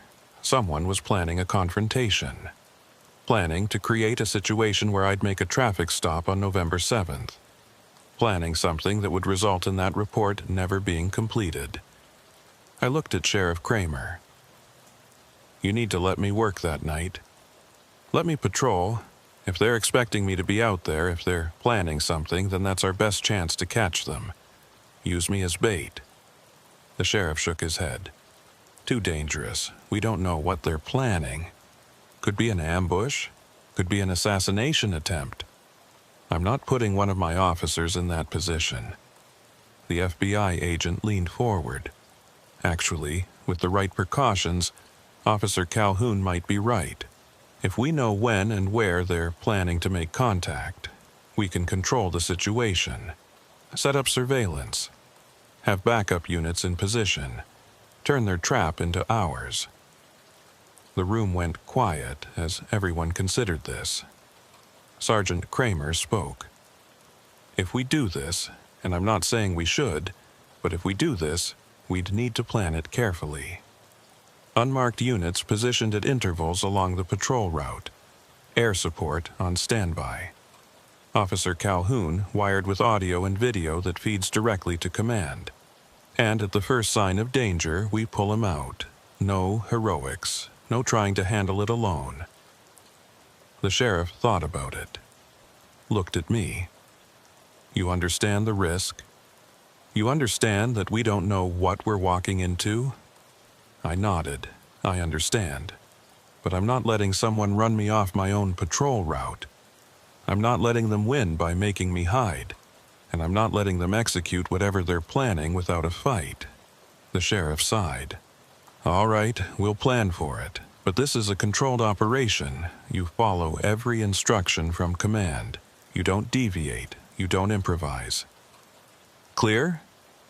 "Clear," I said. They spent the rest of that day planning the operation, mapping the patrol route. identifying positions for surveillance units, coordinating with multiple agencies. FBI would provide technical support and command oversight. Sheriff's Department would provide ground units. Highway Patrol would provide air support and communications. It was the most elaborate operation I'd ever been part of, all centered on a 4-hour patrol shift 4 days away. While they planned, I was sent to a hotel under protective detail. Different location every night to prevent anyone from tracking me. I wasn't allowed to go home. Wasn't allowed to contact anyone outside the operation. Was effectively in isolation until November 7th. The 3 days passed slowly. I spent them in hotel rooms reviewing the surveillance photos, trying to identify anything that might point to who was behind this. Studied every image of my house looking for details. Studied every document in that folder looking for patterns, but found nothing. Whoever had compiled this information was careful, professional. They'd left no obvious clues, no fingerprints, no DNA, no digital trail. The vehicle had been wiped clean. The folder showed no trace evidence. It was like fighting a ghost. On the evening of November 6th, the night before the planned operation, I was moved to a staging area at the Sheriff's Department. Final briefing at 2000 hours. The conference room was full. FBI agents, sheriff's deputies, highway patrol supervisors, everyone involved in the operation. The FBI agent walked us through the plan one more time. Officer Calhoun begins his patrol at 2200. Follows his normal route along Farm Road 147. Will have unmarked units positioned at mile markers 2, 7, and 12. Air support will maintain altitude out of visual range but ready for immediate deployment. Calhoun will be wearing a wire that transmits audio and video to our command post. If he encounters the dark sedan mentioned in the incomplete report, he proceeds with a standard traffic stop, but maintains heightened awareness. At any sign of threat, he calls for backup and we move in. Everyone clear? Heads nodded around the room. Sergeant Kramer looked at me. "How are you feeling?" I considered the question. Nervous, focused, ready to end this. He nodded. "Good. Remember, this isn't about being a hero. This is about gathering intelligence and making an arrest. Don't take unnecessary risks." At 2130, I suited up, put on the wire, checked my equipment, made sure everything was functioning. At 2145, I climbed into my patrol unit, the real 316, and drove to the start point of my route. The night was clear and cold, no fog this time, just darkness and stars, and the knowledge that somewhere out there, someone was waiting for me. Someone who'd spent months preparing for this moment. Someone who knew my patterns, my routes, my responses. Someone who thought they had me figured out. At 2200 hours exactly, I keyed my radio. Unit 316 beginning patrol. Marjorie's voice came back. "Copy, 316. Be safe out there." I pulled onto Farm Road 147 and started driving south into the darkness, the same route I'd driven hundreds of times before. Except tonight was different. Tonight, I was the bait. Tonight, whatever had been planned for 3 months was finally going to happen, and I had no idea if I'd survive it. The first hour of patrol was routine. I drove Farm Road 147, passing darkened farmhouses and empty fields. The radio was quiet except for occasional check-ins from the unmarked surveillance units. Everything normal, everything according to plan. But the tension never eased. Every vehicle made my pulse spike. Every shadow made my hand drift toward my weapon. At 2342, I saw headlights behind me. A single vehicle, dark sedan. It stayed exactly 3 car lengths back, matching my speed. I keyed my radio. 316 to command. I have a vehicle following my position. Dark sedan, unable to confirm plates. The FBI agent's voice came back. Copy 316. We see it on thermal. Do not initiate contact. Let them make the first move. The sedan followed me for 3 miles. Then it accelerated, pulled alongside, and passed me. I got a brief look at the driver. Male, pale face, dark clothing, no expression. The sedan pulled in front and began to decelerate, forcing me to slow down. 316, subject vehicle is forcing a stop. The response came fast. Do not stop. We're moving units to your location now. But the sedan kept slowing until it stopped completely in the middle of the road. Hazard lights came on. I stopped 20 feet behind it. The driver's door opened. The figure stepped out and started walking back toward my unit. Slow, deliberate, hands visible. But something about the way he moved made every instinct scream danger. 316, subject is approaching on foot. Where are my backup units? 2 minutes out. Stay in your vehicle. Do not engage. But the figure kept coming. Stopped in the glare of my headlights. And that's when I saw his face clearly. It was me. The same face I saw in the mirror every morning. Same features. Same build. Same everything. My breath caught. This wasn't possible. The figure raised one hand, pointed at me, then pointed at the sedan. A clear gesture. Get out. Come here. I keyed my radio with shaking hands. Command, the subject looks like me. He's identical. Before anyone could respond, the figure walked back to the sedan, got in. The vehicle pulled forward 50 feet and stopped. Waiting. Backup units arrived. Agents and deputies emerged, weapons drawn, surrounding the sedan. They called for the driver to show his hands. No response. They opened the door and found nothing. The sedan was empty. No driver, no one anywhere. Just an empty vehicle with the engine running. The FBI agent showed me thermal imaging footage. It only showed one heat signature. Mine. The sedan registered as empty. But I saw him, I insisted. He walked right up to my unit. The agent's expression was troubled. Officer Calhoun, the thermal imaging doesn't lie. If there was a person, we would have seen them. They searched the sedan, found another manila folder with my name on it. But these were medical records. Psychological evaluations dated in the future. December, January, February. All describing acute stress disorder, paranoid ideation, recommendation for psychiatric hold, documents that didn't exist yet but were dated as if they did. Officer Calhoun, have you been experiencing unusual stress? Any symptoms suggesting difficulty processing your situation? I shook my head. I'm fine. I saw what I saw. He nodded slowly, but I could see he didn't believe me. They thought I was losing it, thought the stress had pushed me over an edge.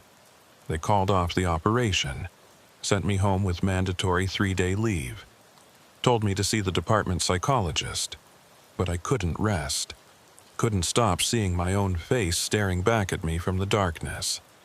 At 0300, my phone rang, static on the line, then a voice. My voice. Officer Calhoun, you need to check your patrol logs. Check November 7th. The line went dead. I pulled up my patrol logs. Found November 7th. The entry was complete now. It described the traffic stop. Described me making contact with the driver. Described me seeing my own face. Described me drawing my weapon and firing. 3 shots. Described backup arriving to find me standing over a body. My body. Identical in every way.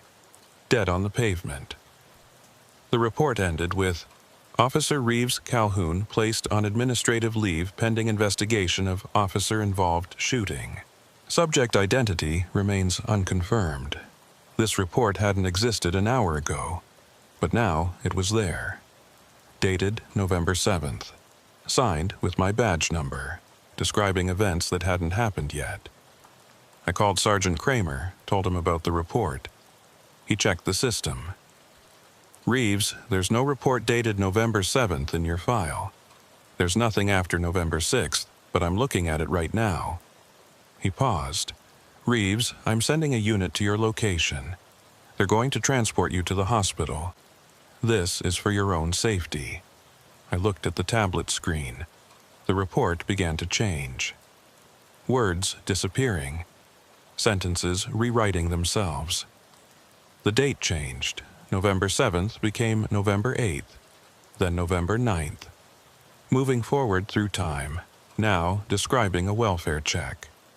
Officers responding to my address, finding my house empty, finding my service weapon on the seat, finding a note, confirming that Officer Reeves Calhoun was missing.